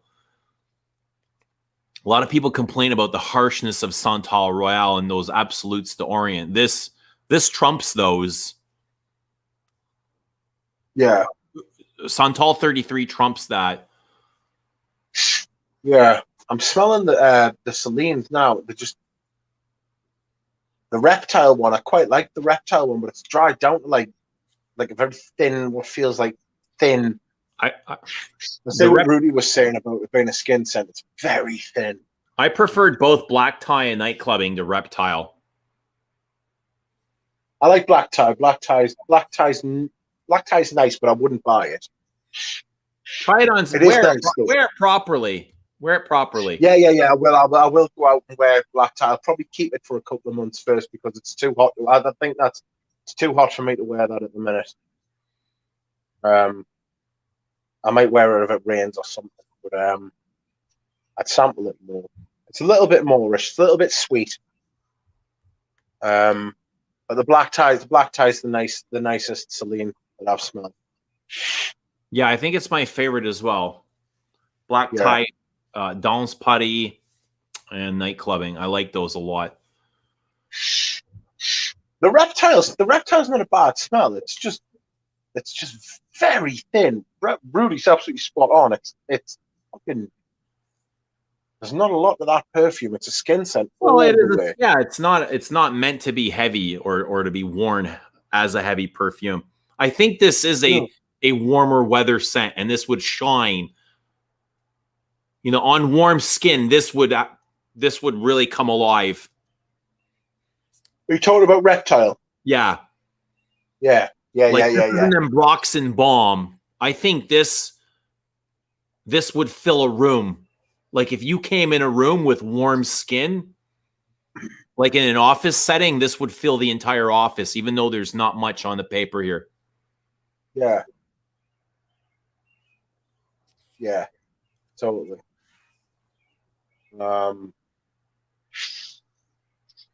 It's got quite not piney, but like, you know how pine needles can be quite dry. Yeah. You know when your Christmas tree's dead before you throw it out. Yeah. Before you throw it out the window, and like the needles get very, very dry. It's got that sort of almost desiccated greenness about it, like a reptile skin. I get why they've called it reptile. Totally get, because it's like scaly skin. Yeah, there's something scaly. I don't know how they've done it, but it's quite creative. Yes. Yes. Giannis says, I remember not long ago, Duck was roasting Roja for being a master perfumer. Look now, a Diaghilev simp. Ouch. No. There's nothing to simp over Diaghilev. I think it's. Do you know what it is? Perfume. I would buy other perfumes over Diaghilev.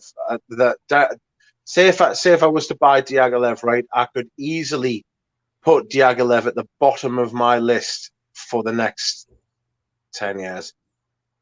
It would just keep getting moved down. It's not something, because the thing is, right, what I would rather do is I would rather buy a vintage Eau de Hermes. I would rather buy a vintage Mitsuko, and I would definitely rather buy a vintage Derby first. That's what I would rather do that, if I'm being honest. I would buy, and if I had those three, I don't feel like I would need this. It's not as well. It's with the peach being so front and center. It's fruity, and I'm not a big fruity perfume lover.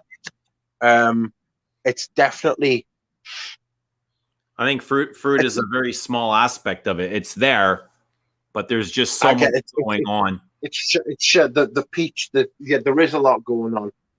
But the peach is giving it big licks. The peach and the ylang at the minute are giving it big licks. It's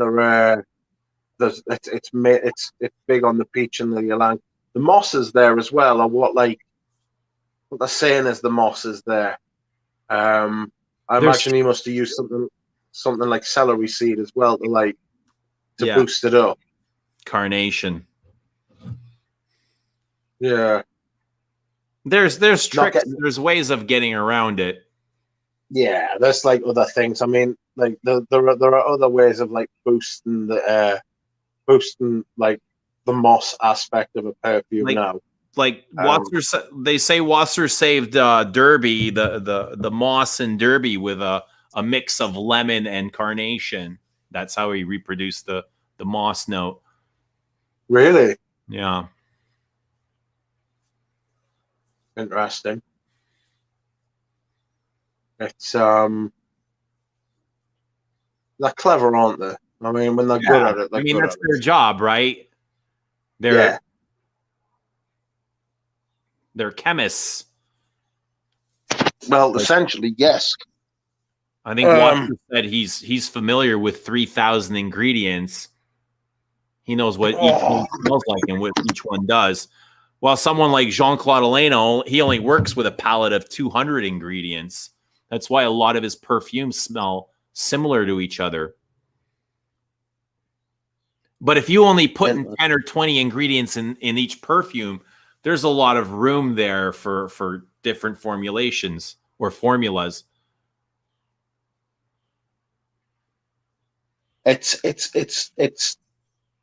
It just boggles your mind really when you think what they can actually like do with the stuff, like with that, like the way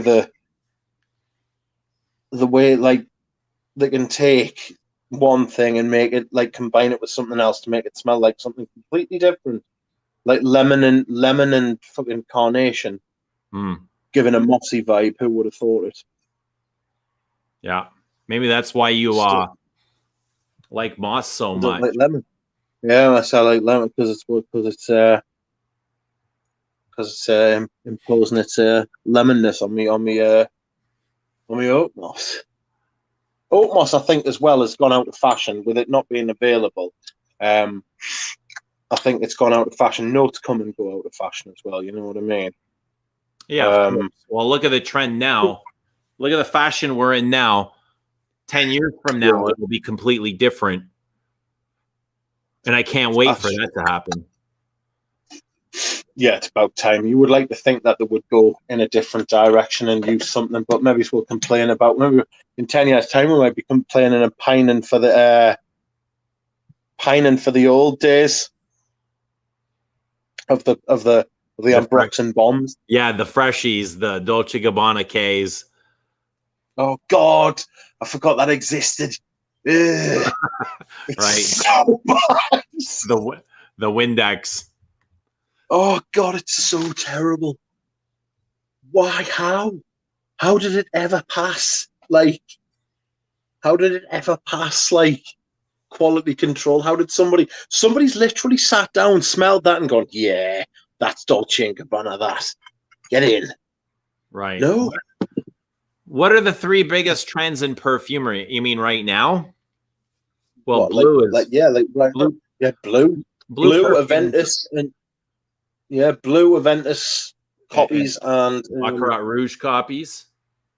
And Baccarat Rouge copies, yeah. I think Ambroxan is huge right now. I think that's a massive trend they're using in a lot of perfumes, even if it's dosed very small. But I'm finding Ambrox everywhere, even in niche perfumes, niche and designers. H24, whatever they used in their Scarline is a derivative of Ambroxan. It's in that Ambrox family. It's not exactly. So there's more of one of them. So it's bred now, has it? It's been breeding now, and now there's more of them. Yeah, they're just calling it something different. Oh gosh, do you know something? Right, I got my friend a bottle of ISOE Super off eBay, 15 quid, right? And fuck me, how right? It smells tremendous on it, right? It really does smell very nice on it. Which perfume are you talking about? It's not a perfume. It's just ISOE Super. It's just a bottle of ISOE Super. I got it. Right. Okay. And she wears like 2 sprays of it, and it's nuclear. It's all I can smell. And it smells really nice on it. It's just ISOE Super with nothing else in it. Don't buy Molecular 1 because they charge 60 quid for ISOE Super. Whereas you can just buy ISOE. You can just buy ISOE Super for like 15 quid. What does it smell like? Straight up on her, is it woody, incensey? It's a little bit woody. It's a little bit woody, and it's fresh. Like dry cedar. Yeah, it's like cedar and a bit fresh. Yeah, and a little bit salty. A little bit peppery. No. Okay. Nothing I actually like that. Ambrox in very small dosages. Really? I like the warmth it brings. It can bring some warmth and some soapiness, also some clarity, like a sparkle, almost like a reflection off of a bubble. You ever see a bubble with reflecting light? That's how I feel when I smell Ambroxan. Yeah, it's got like the purple and greens.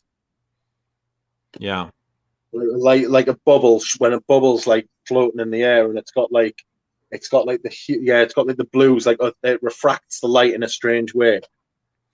Artisanal oud is the future mainstream. No, it's not. Don't be silly. There's not enough of it. Yeah, that's going to be a problem soon, isn't it? Catherine says, I'll be happy when oud fad calms down. Yeah, absolutely. Somebody asked if my first perfume will have oud, and it will absolutely, none of them will have oud in it. I guarantee you. There's not enough oud at the minute to go around. You're going to have to wait another 10, 15 years for the trees to grow so they can farm it. It's that by Santal, Bridge, no Jack Dean. It's ISOE Super is Molecular 1, although I am aware that Houdini's just said that it's not ISO Gamma Super, which is different. But seriously though, like if it's not, I would defer to Houdini's greater wisdom on that. But my friend did just buy a bottle of ISO Super straight up off eBay. I bought her it, and gave her it, and it smelled just clean, nice.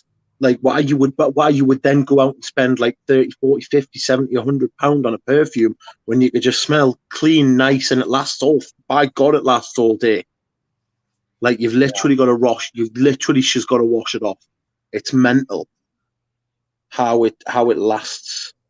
Jean-Claude Elena uses a lot of that ISO. Yeah, he did, yeah. But he would just riff on it. It would be like a painter, wouldn't he? Just like flicking just little bits off. He would just like paint, like Bob Ross, where he's like he paints the canvas at the beginning, right? That's the ISO Super. And then what he does is he just gets his Eleanor just gets his brush and he just like puts little flicks on the page of like other notes, and then he calls it Tour de Hermes and sells fucking thousands of bottles of it. And he can do that and we can't. It's very, very, very, it's very clever. I'm just sitting here looking at me bottle of Tour de Hermes and just thinking I need to wear that. I need to wear that soon. I'd like to see more florals as well, Catherine. No, I wouldn't like to see more florals. There's far too many florals. Not enough florals. Less florals. Down with florals. No, dude, all the perfumes, all those vintages you have, the whole scaffolding to those is fucking florals. It's all florals. All your Koros and Pavarotti. There's more florals in there than anywhere. Patchouli and moss. Patchouli, moss, and florals. That's what it is. Yeah. Wesley Garlick makes a good point. Oud has been around for a while and it will be around for a while. A good shout. Well, what do you mean? What do you mean it's been around? Like, Oud's been around for thousands of years. Right. For some people it has, but here in the Western world, it's like maybe he means the trend. 10 or 15 years, but I think it's here to stay. Yeah, I think once it's in, it's like aquatics. It's like Aqua Digio still sells loads of bottles. Right. Aquatics are now its own genre, like Oriental or Fougere. Oud is now its own genre. So it's not going anywhere. No, I would agree with that. I would just like it to be less prevalent, that's all. Well, once every brand gets their Oud out, they'll move on to something else. And that's going to happen sooner. How many times do you expect? What comes next? How many How many times do you think one brand will do Oud? It depends who it is. It depends on the brand. I mean, you look at Dior. How many Ouds has Dior released? Yeah, they got like 4 Ouds. Yeah, exactly. Yeah, they don't have an Oud in their signature line, do they? I think Fahrenheit Absolute might have had an Oud note. I don't feel like it did. Although it wouldn't surprise us because it came out the same year as... No, it didn't. It came out around the same time as Leather Oud. Leather Oud came out in 2011. Fahrenheit Absolute came out 2009-ish, I want to say, possibly. Yeah. Maybe a little bit. Maybe not. So, yeah. I'm not sure, but it wouldn't surprise us. Dior Homme Parfum. Somebody told me that Balenciaga Pour Homme had Oud in it. Yeah, which would shock. Who was it? I think Luca Turin had said that. Oh God! But don't quote me on that. I shouldn't have said anything. I think I read that. Fahrenheit Absolute State. Let me double check that before you quote me. Okay. I won't quote you just yet. I thought, but I'm surprised that Dior's never come out with a straight up Oud like Versace had with their Oud, or who else came out with an Oud in this designer lines? Fucking everybody, man. Polo came out with an Oud. Oh God, Polo Supreme Oud. I bought that. I gave it to me mate. Just gave it to him. I'm surprised you didn't smash it. Oh, I haven't smashed any perfume bottles yet. Gucci Oud, Intense Oud. I had that as well. I thought that was quite nice for a little while. I guess most of the big brands, they save them for exclusive lines. That way they can charge more. Yeah, Gucci has. How many ouds does Gucci have? I know they've got Gucci Intense Oud. I don't And know they've about got one in their Alchemist Garden. Sorry? They've got one in their Alchemist Garden, their private line. They have one for men. They have one for women, and then they have like another. I think they're getting honest 4 ouds. Yeah, I'm gonna be getting either Hortus Sanitatis or Nuit de Feu soon. I tried them on today because it was meant to be going. It was meant to be going, right? To Manchester, but my mate bailed. So is your mate here? No, he's not here. He'd be asleep. He might be here lurking, but I doubt it. He'd be asleep. I was ready, but at the same time, we'll just do it again, like in a couple of weeks or something like that. Plus, they've extended the bloody lockdown. Boris Johnson, the fucking turnip. So yes, that's where we're at. Houdini tried a lot of new perfumes today and like Gucci Midnight Stroll. I love Midnight Stroll for incense. Yeah. For frankincense, I think it's like one of the best. One of my favorites, at least. If you want like textbook church smoky incense, fir balsams, beautiful. No, he didn't buy it Hortus yet, but he wants to buy it.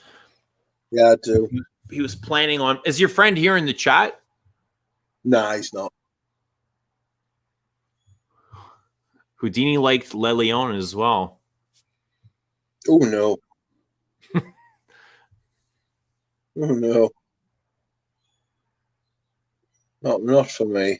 Hugo Boss had an oud and they claimed it was authentic. Oh shite. Ferragamo had an oud.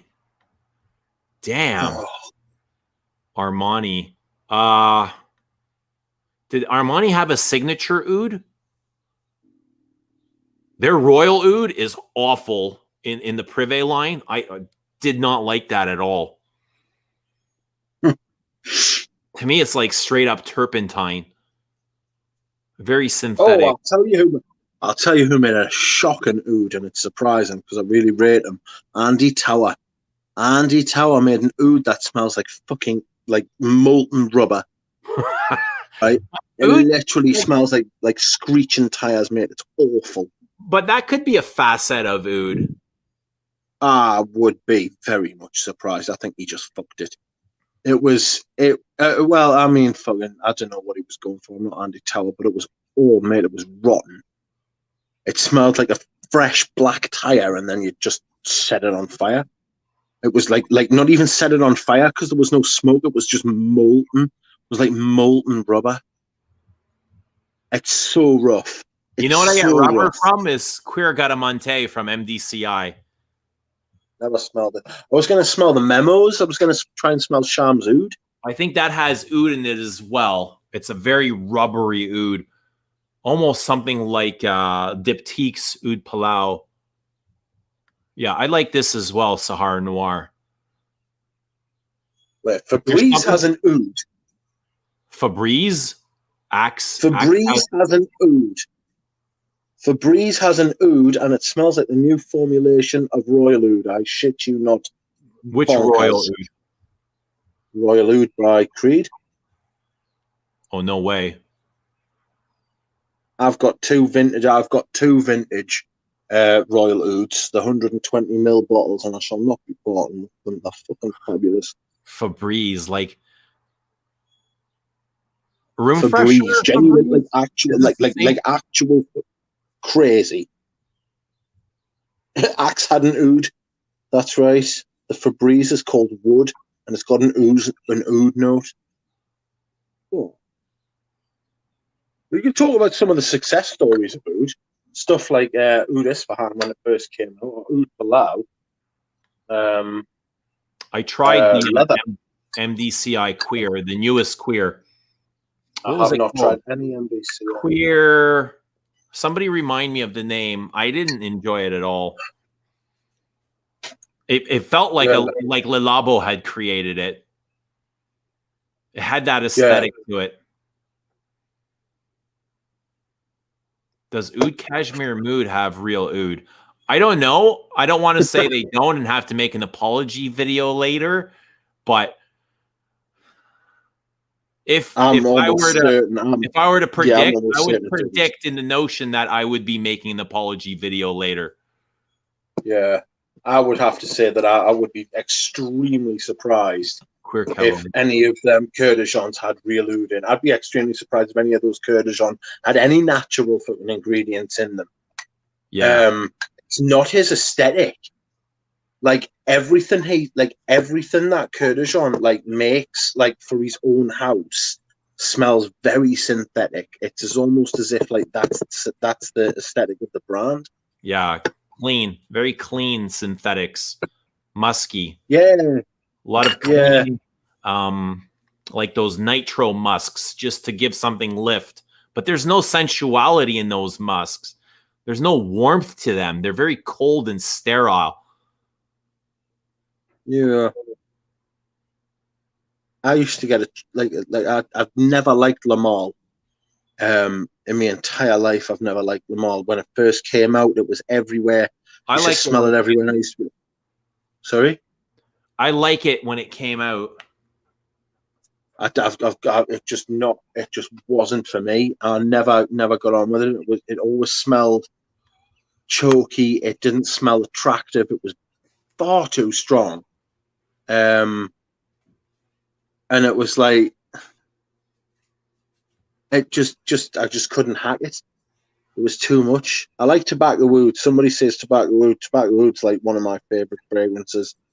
Apparently it's coming out in the signature collection, but don't quote us on that. You know, I remember when Wasser was here in Toronto and we were talking about Santal Royale or Oud Essential, and I asked him, like, did he use real oud in it? And he just kind of looked at me and rolled his eyes. He's like, come on, Eugene. Like, nobody uses real oud. It's all a synthetic in this Western perfume, right? He's like 99.999% of these perfumes are all synthetic molecule. Yeah. And I knew that. Yeah. I just wanted to confirm, right? And he did. He's like, totally. Yeah. So oud is like it's a phantom note, really. Yeah. It's a misnomer. I think I've got that right.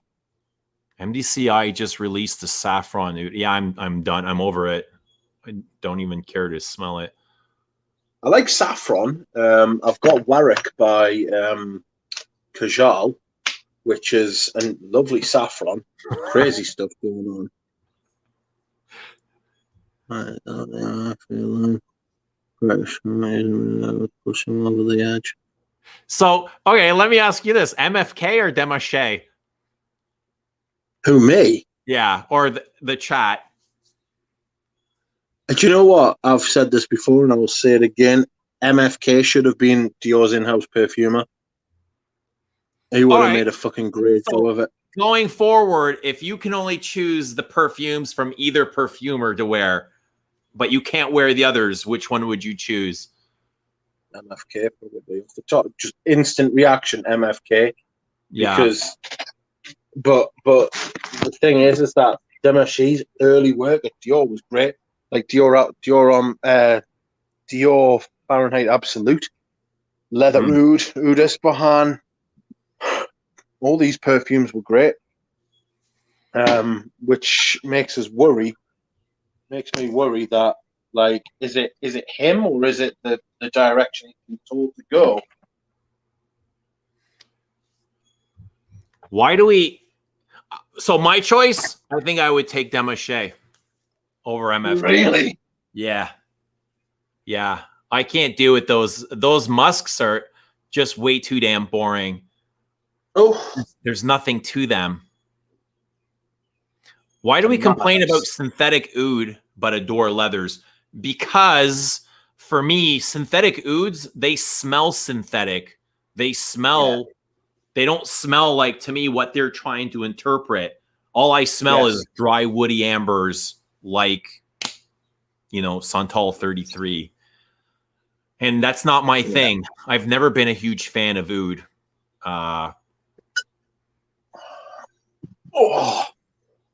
At least not the molecule. I don't like the norlimbinol. For me, it's headache inducing. It's very dark and heavy. I guess I associate it with headaches too. Yeah. I don't mind a high quality oud, but it's not something that I want to wear very often. I can wear it to respect it, but ultimately it's not my thing. I don't know. Like if I were to find one I loved, like mixed with florals in a traditional way, I might. But everybody has their own style. Yeah. Like I was gonna say, this Roja's gone very derby on me. The nutmeg's come out and it's huge. I've never once thought, let me get Derby. I'm talking about the vintage Derby. Derby. Derby. Y'all call it Derby in the UK. Yeah, we do actually. There's a place called Derby in the UK, and it's spelled Derby.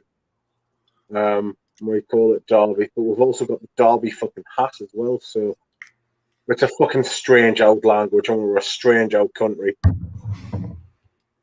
It's just we're just weird like that. But I call the perfume Derby because I think that's how it's meant to be. It's named after a hat. Derby's named after a hat. This is good too, but after smelling this next to Diaghilev, it's much thinner. And you haven't got the vintage one, have you? No. I want the Eagle bottle. That's the one I want. I would take a Listerine bottle, but if I could get a vintage Eagle bottle, I would buy it. Like this off the top is very citrusy and aromatic herbs and spices. Like a very classic Derby, yeah. Bloody hell, I don't get that. Mine turns into a leather quite quick. Yeah, I can get that leather and patchouli. Very green and hay. I get like almost like a dirty hay accord. Like a dry grass. Yeah, like a dry grass. Like a horse has been running through this hay and has had like shit on its hooves or something. Shitty hooves. Shitty hooves. If you want a good, if people in the chat talking about florals, if you want a good male floral fragrance, try Incense by Givenchy.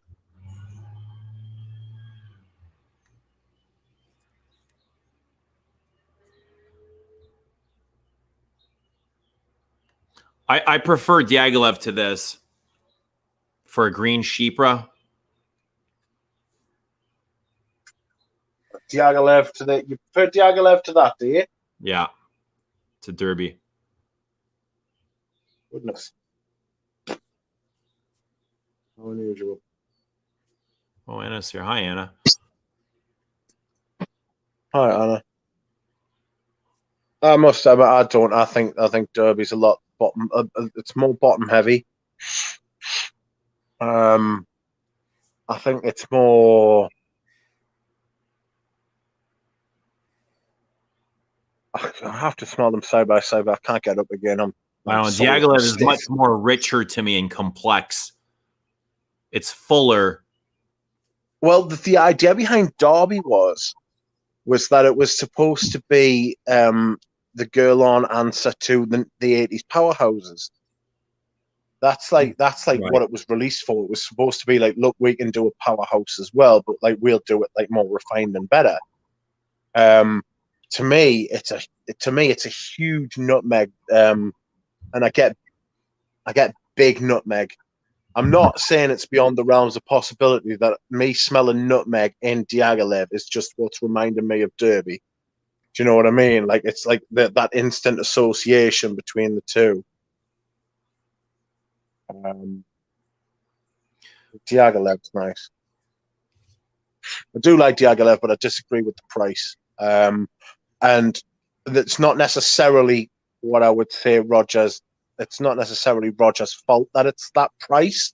Maybe to make that perfume, Right. To make that perfume, he had to charge that price, and it was the quality. It's the quality of the blending and the ingredients that he wouldn't like scrimp on. Like he said, like he wanted what he wanted, right? He wanted what he wanted, and he said, "I don't care what it's going to cost. I'll sell it and use the best ingredients, the best of everything." But from my point of view, I wouldn't buy this for that price. Right. But the price itself doesn't make this a better or worse perfume. No, it doesn't. No, like I've said, I think it's nice. It's good. It's certainly not a bad perfume. I couldn't just sit here and just like scrunch up my face and just lie and say it's shite, because it's not shite. Is this lovely? It's a really good perfume, but I won't be buying a bottle of that. It is a parfum. It says right on the front, parfum. Yeah. This is highly concentrated. It's got to be like at least 30% oils. I would say it was more than that. I wouldn't be surprised if it was more than that.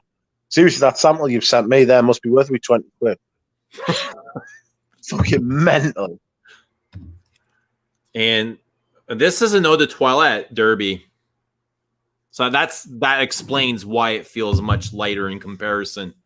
Not that Derby is bad by any means. Derby's brilliant as well. I love Derby. You're not smelling the bee bottle, not the bee bottle, the eagle bottle either. Yeah.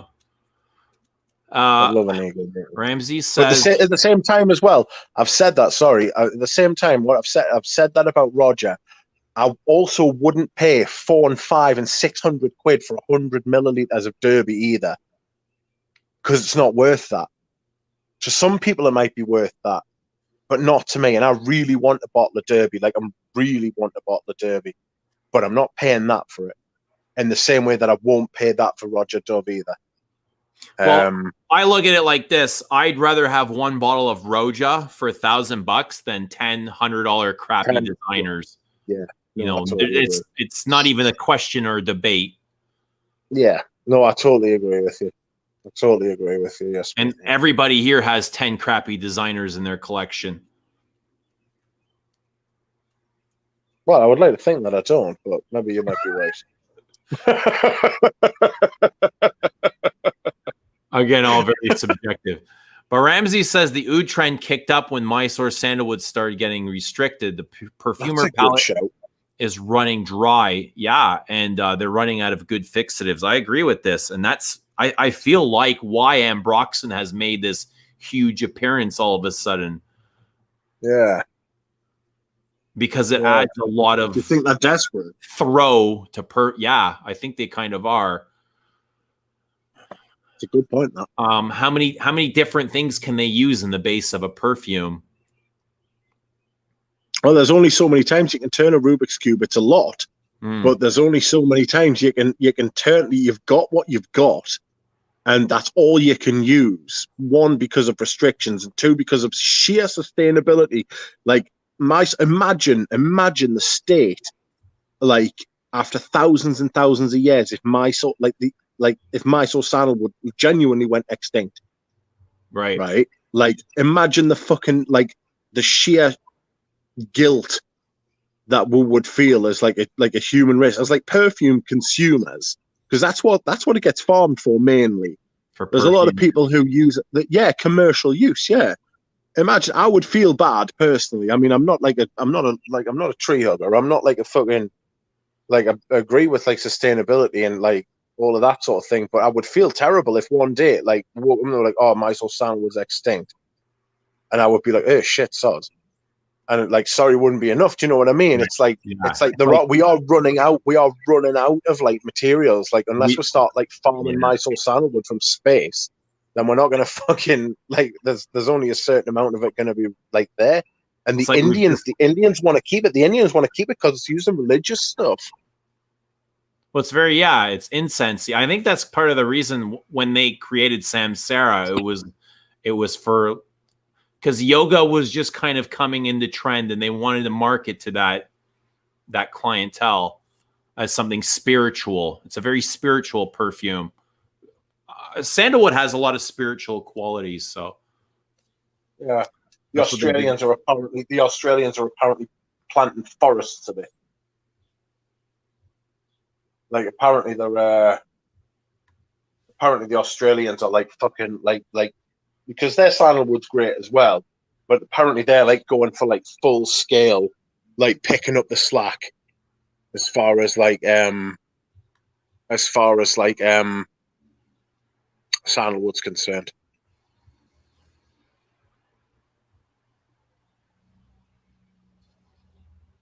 Spanish leather. If you want to try Spanish leather, try Cuir de Andalou by Roja.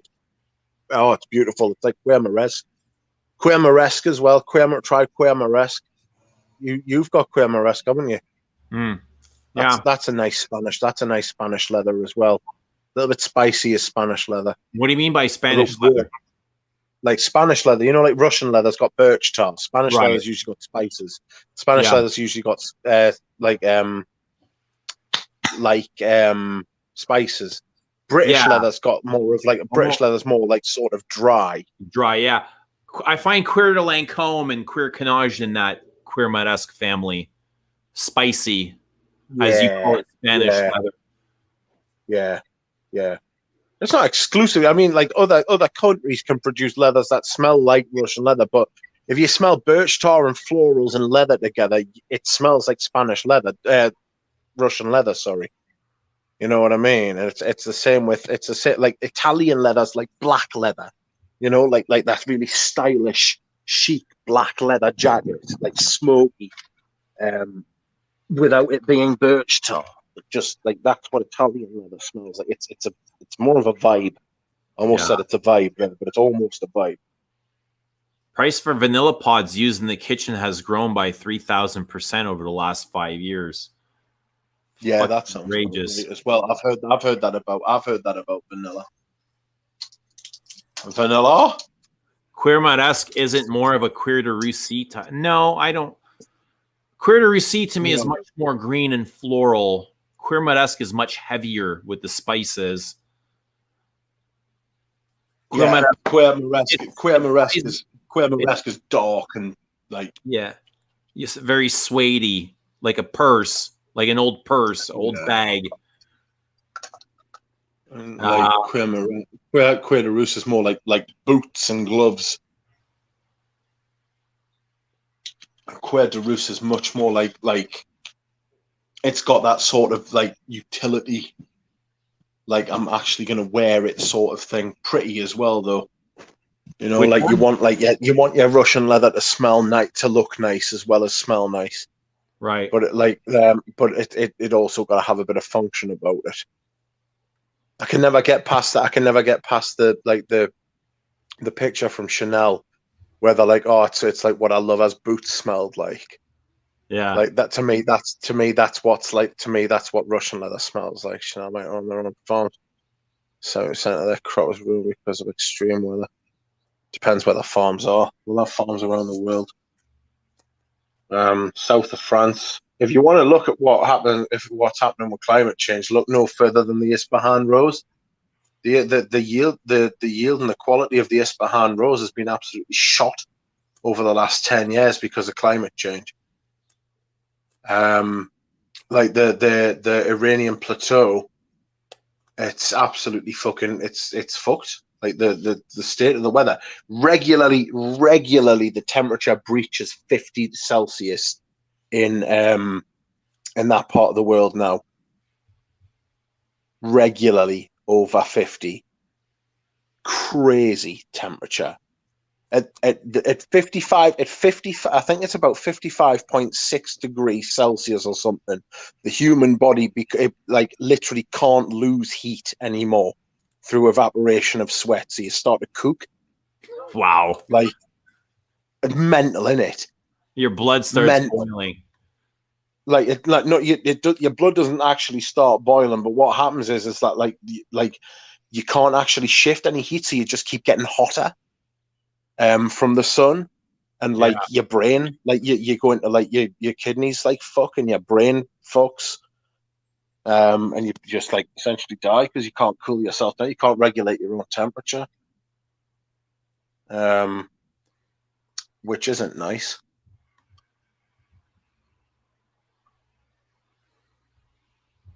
So there we go. Can you imagine they banned vanilla? Vanilla? Well, I mean, so many fragrances would just fall up their own arse. They'd be fucked. This is the problem we've got, though. We've been fucking using so much like natural resources and just not being able to replace them. Replacements become a thing. We've used all our capital up, like natural capital. Just crazy, really. Knees 10. Yes, Knees 10. That's right. You need to smell Knees 10. The fact you haven't smelled Knees 10 is a crime. You should definitely get a sample. It's a perfume cardinal sin. It is. I wonder what other cardinal sins we've committed. The cardinal sins of perfume. What have we done? We'll have done something. Not smelling Knees 10 is definitely one of yours. How about disliking Bandit? Oh, what Daniel has some Knees 10. I'd love just to smell it. Yeah, I'd love you just to smell it as well. That's nice. Do you know him? Yeah, it's Daniel. He's been on some videos. I've had him on before. Hello. Hi. He's been here on the casting couch. Yeah, I haven't picked up Gardenia yet. I don't know if that's a cardinal sin, but I think Knees 10 is more of a sin, wouldn't you say? I just find it really strange that you haven't got Gardenia. just generally, if it's the only one you haven't got left, like what, like you're playing your violin. It's just I don't know. It's just strange that you haven't got it. You're running all over the town, out with Celine. Daniel was here for the Roja video. Roja. So Daniel says I've smelt it. I was at his place once and I smelt a lot of his collection. And he says you smelt it, but it was amongst a ton of others and you really need to give it time. It's a big one. I don't remember smelling it. It is a big lad. It is a big perfume. There's a lot going on there as well. Ever so slightly metallic in the same way as like putting your tongue on a battery. Gives you that sort of metallic feeling. Like I always get this from Knees 10. I get it like at the back of the back of my throat, where my jaw is. Yeah. So Fragontine says Knitsa 10 is certainly no blind buy. Is it that harsh? Did I blind buy it? It's not that harsh. You smelled much harsher, horrible things than Knees 10. Knees 10's very fuck me. I predicted to smell or imagine it would smell something along the line of Cuir de Russie. Yeah, it does. Yeah, a green. It's probably a bit more leather. Yeah, it's much more forward in the leather. And I absolutely love Mona Diorio's Cuir. Absolutely, I have a sample of that somewhere. Paige says, "How do I have Gardenia and Eugene doesn't?" I don't know. You not got fear of missing out? No, it's not going to go anywhere. Do you not like it? Is that the thing? Is it like I'll get it?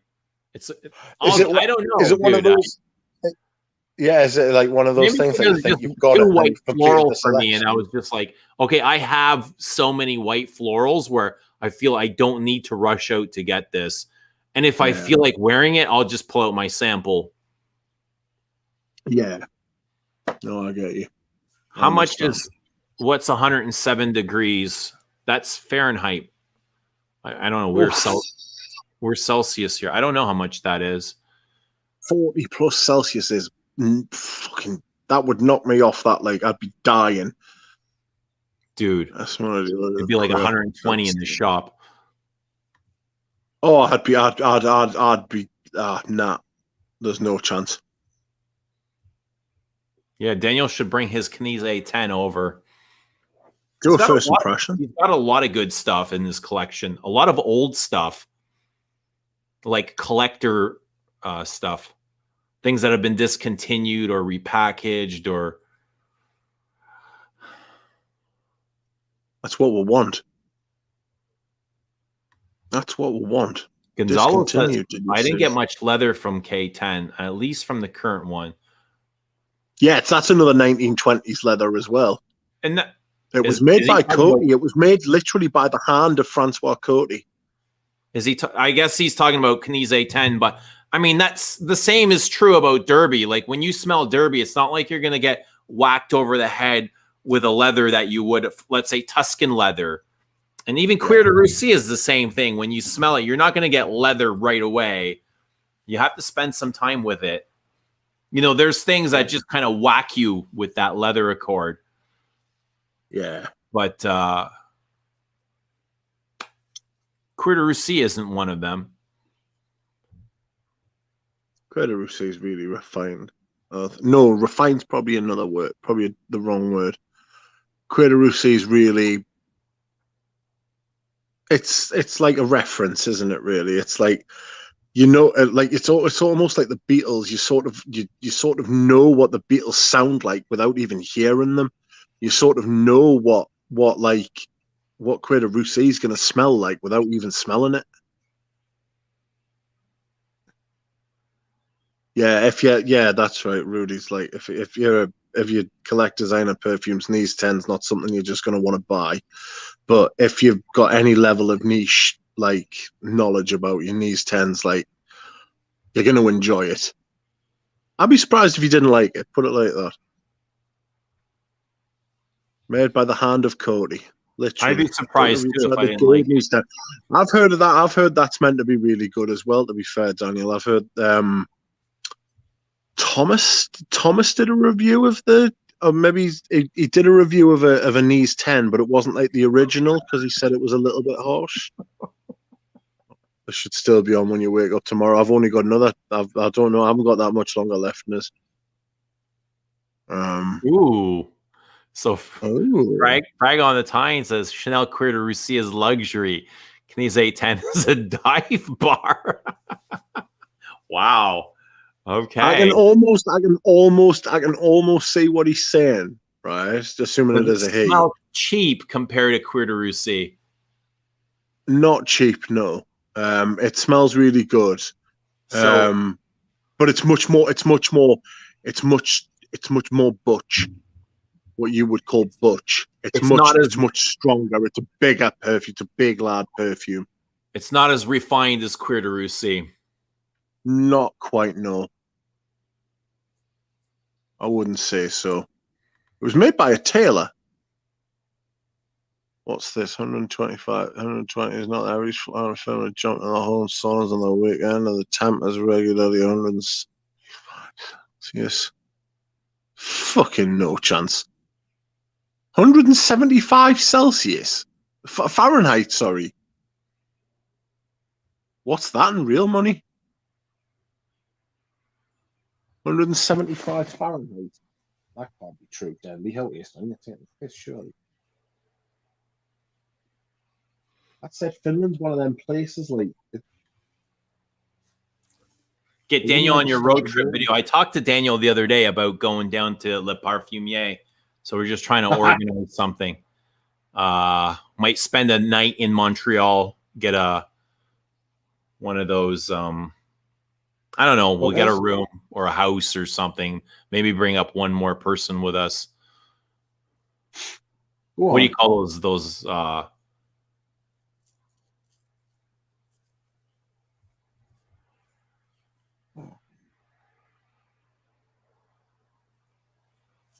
I can't remember. There was a discussion about going up there. Maybe in the next couple of weeks. We just got to find a date that suits us all.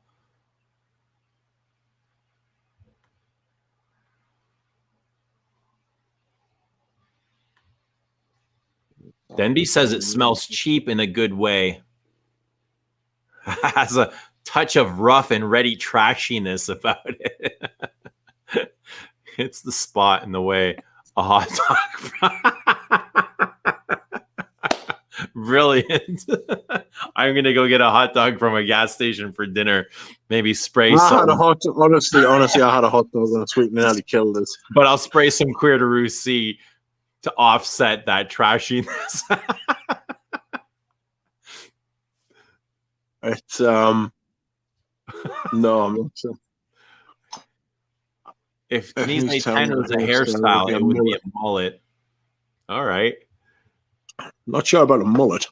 It would definitely be big. Maybe it's a big mullet.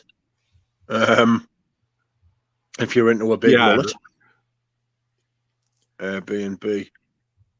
What is that? The airplane. I was saying that to you. Bed and breakfast? I was not a bed and breakfast, yeah. Airbnb. That's just like when you rent somebody's bed and house. Breakfast, but I was like, no, I don't know. Just fly. Don't get the car. Save your back. Say I'm thinking of it as somebody with a bad back. The idea of sitting in a car, telling me and my mate, we're going to go to Manchester and drive, and I was terrified. I won't lie to you. I was like, oh my God, I'm going to be sitting in the car for 3 hours there and 3 hours back in one day. I'll die. Well, Montreal's 5.5 hour drive. I mean, when I go to the beach on the weekends, it takes me 2.5 hours to get there, and I don't stop. I just go straight. And I enjoy the drive. I like the scenery, the view. I like the rolling hills. It's a nice drive. For me to go to the airport, it'd take me an hour to get to the airport. Then you got to check in. Then it's probably a 30-minute flight, but those 30 minutes turns into an hour and a half really quick. Then you got to come out. Then you got to rent a car. I don't know. It just doesn't seem like I'm saving anything. It just seems like more annoyance. I would rather just drive. Yeah, I wouldn't. But your back isn't made of fucking like rotten apples like mine is. Rotten apples. So it's like yeah, just anything that's crap, really. A honeymoon suite with a heart-shaped hot tub. Daniel, are you up for this? We get a heart-shaped hot tub. You can drink bubbly. That's right. How much are you going to take the Perfume? Yeah. All of it. Yeah, how much am I going to bring back? How much I'm bringing back is more important. That's right. Take the truck. That's probably the best reason to not go on an aeroplane.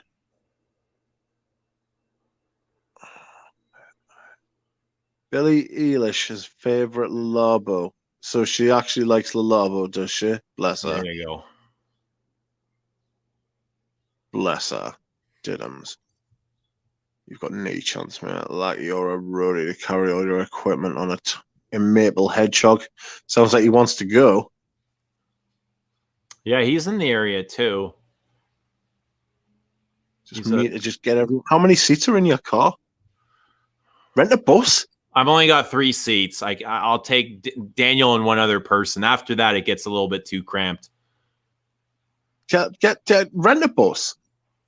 I'm not take a lorry. I have a car. Why am I going to rent a bus? So you can just fit all the perfume in. I got to pick up. Make sure the perfume doesn't get squashed. No. There's lots of room for perfume. That's why we can only go 3 people. All right. Good idea. You could like Chanel is refined and elegant and old money needs is a rough European man you bump into on the bus.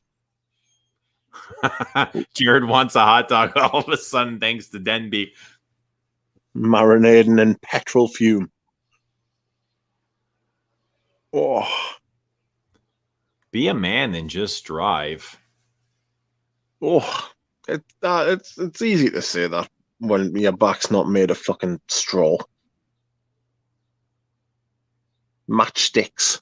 That's probably a good way of putting it. I'd rather just drive too. Yeah, I get the argument. That way we can live stream the whole trip, 5.5 hour live stream. You'd run out of data, surely. That's a lot of data. Imagine by the time you got there and you had no data left to like live stream the actual shopping. Well, we'd be streaming from Daniel's phone, no doubt. All right, that's all right. Use Daniel's phone. Right. Poor Daniel. Justice for Daniel. I guess I'd have to get a data upgrade or something. Yeah. Just get a new phone or something as well, and they'll do that. Where Yeah, it am would I? be like a road trip stream.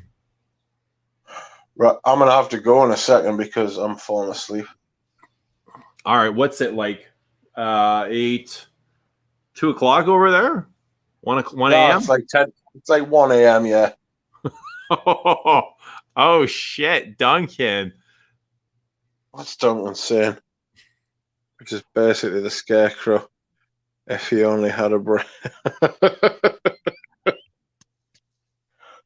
Duncan the rascal. Road trip Frag Bros review, which is basically the scarecrow. If he only had a brain. That's right. It's like from the movie, isn't it? And get that hot dog. That's right. You can eat hot dogs on the way. Nasty. You know, my kids call hot dogs, and when they use this word, it just made the hot dog like that much more disgusting to me. They call them glizzies. Oh God! Right? I was like, oh, it's like Yikes. nails on the chalkboard. I've never heard that before. Glizzy. Oh, it sounds like too much like gizzard. Yeah, gizzard, like shiny gizzards. I just thought of like the wet skin of a hot dog. You know, like that hot dog juice, the slime that they come in. Oh God, no! Stop this madness. That's a horrible thing. Alan Hansen is trying to say that he could get us a. Happily recommend any number of pain medications, mate. I've literally got a consultant for that, like a specific pain medication, like not even a pain like specialist, just somebody for the medications to give us. I appreciate the offer though. Hopefully, I won't need them for very much longer. There you go. I've got loads already. I'm sitting here. On his flight over to Toronto, you can recommend him some painkillers. That's right. I'll just be drinking morphine from a fucking flask. You know what I mean? Just knocking it back, put it in my tea. I've got all sorts, but I try not to take them. Perfume is the only painkiller I need. Oh, heavens.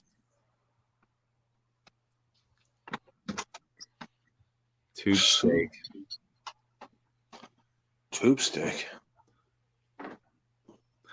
I guess if you've ever gone to the ballpark, a baseball game, you know, hot dogs are good there where they're barbecued. They're actually sausages. So they're like one level up. Yeah. Sausages. I only buy sausages from the butcher. I don't buy sausages from anywhere else. I don't buy meat from anywhere else but the butcher. And then you can kind of dress it up with all the condiments, at least like onions and pickles and cabbage, mustard.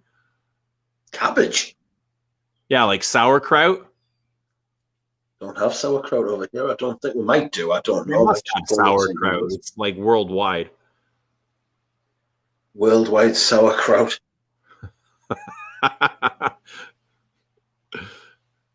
Yeah. All right. Let's end it here. And okay. We'll reconvene soon. I don't know. Tomorrow, Wednesday. Indeed. Do you have any more samples to test, or are we all out? I don't know. I might do. I haven't looked. I haven't got them to hand at the minute. All right. I'm gonna water fast. This food talk is making me crack. Thanks. Ugh. Go get some hot dogs. Oh, don't say that. I'm gonna go downstairs and see if there's any. See if there's any cereal. Dry or with milk? I can't stand milk. Really? Oh, yeah. Any kind of milk. Homo 2% skim. I can't drink it. I don't like it. I like ice cream, but I can't do milk. How interesting. What a strange thing. What about cream? I like cheese, but I don't like milk. Yeah, but what about cream? What kind of cream? Like whipped cream? Just generally any cream. I'm not a big Just like- dipper. You're not a big dipper. Nah. Like in What creams. do you mean, and like with dishes biscuits?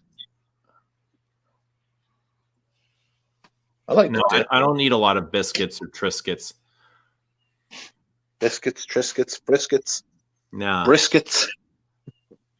Oh, All right, Tits everybody milk? in the chat, thank you so much. We will see you soon. Rich, as always, much love to you. Thank you.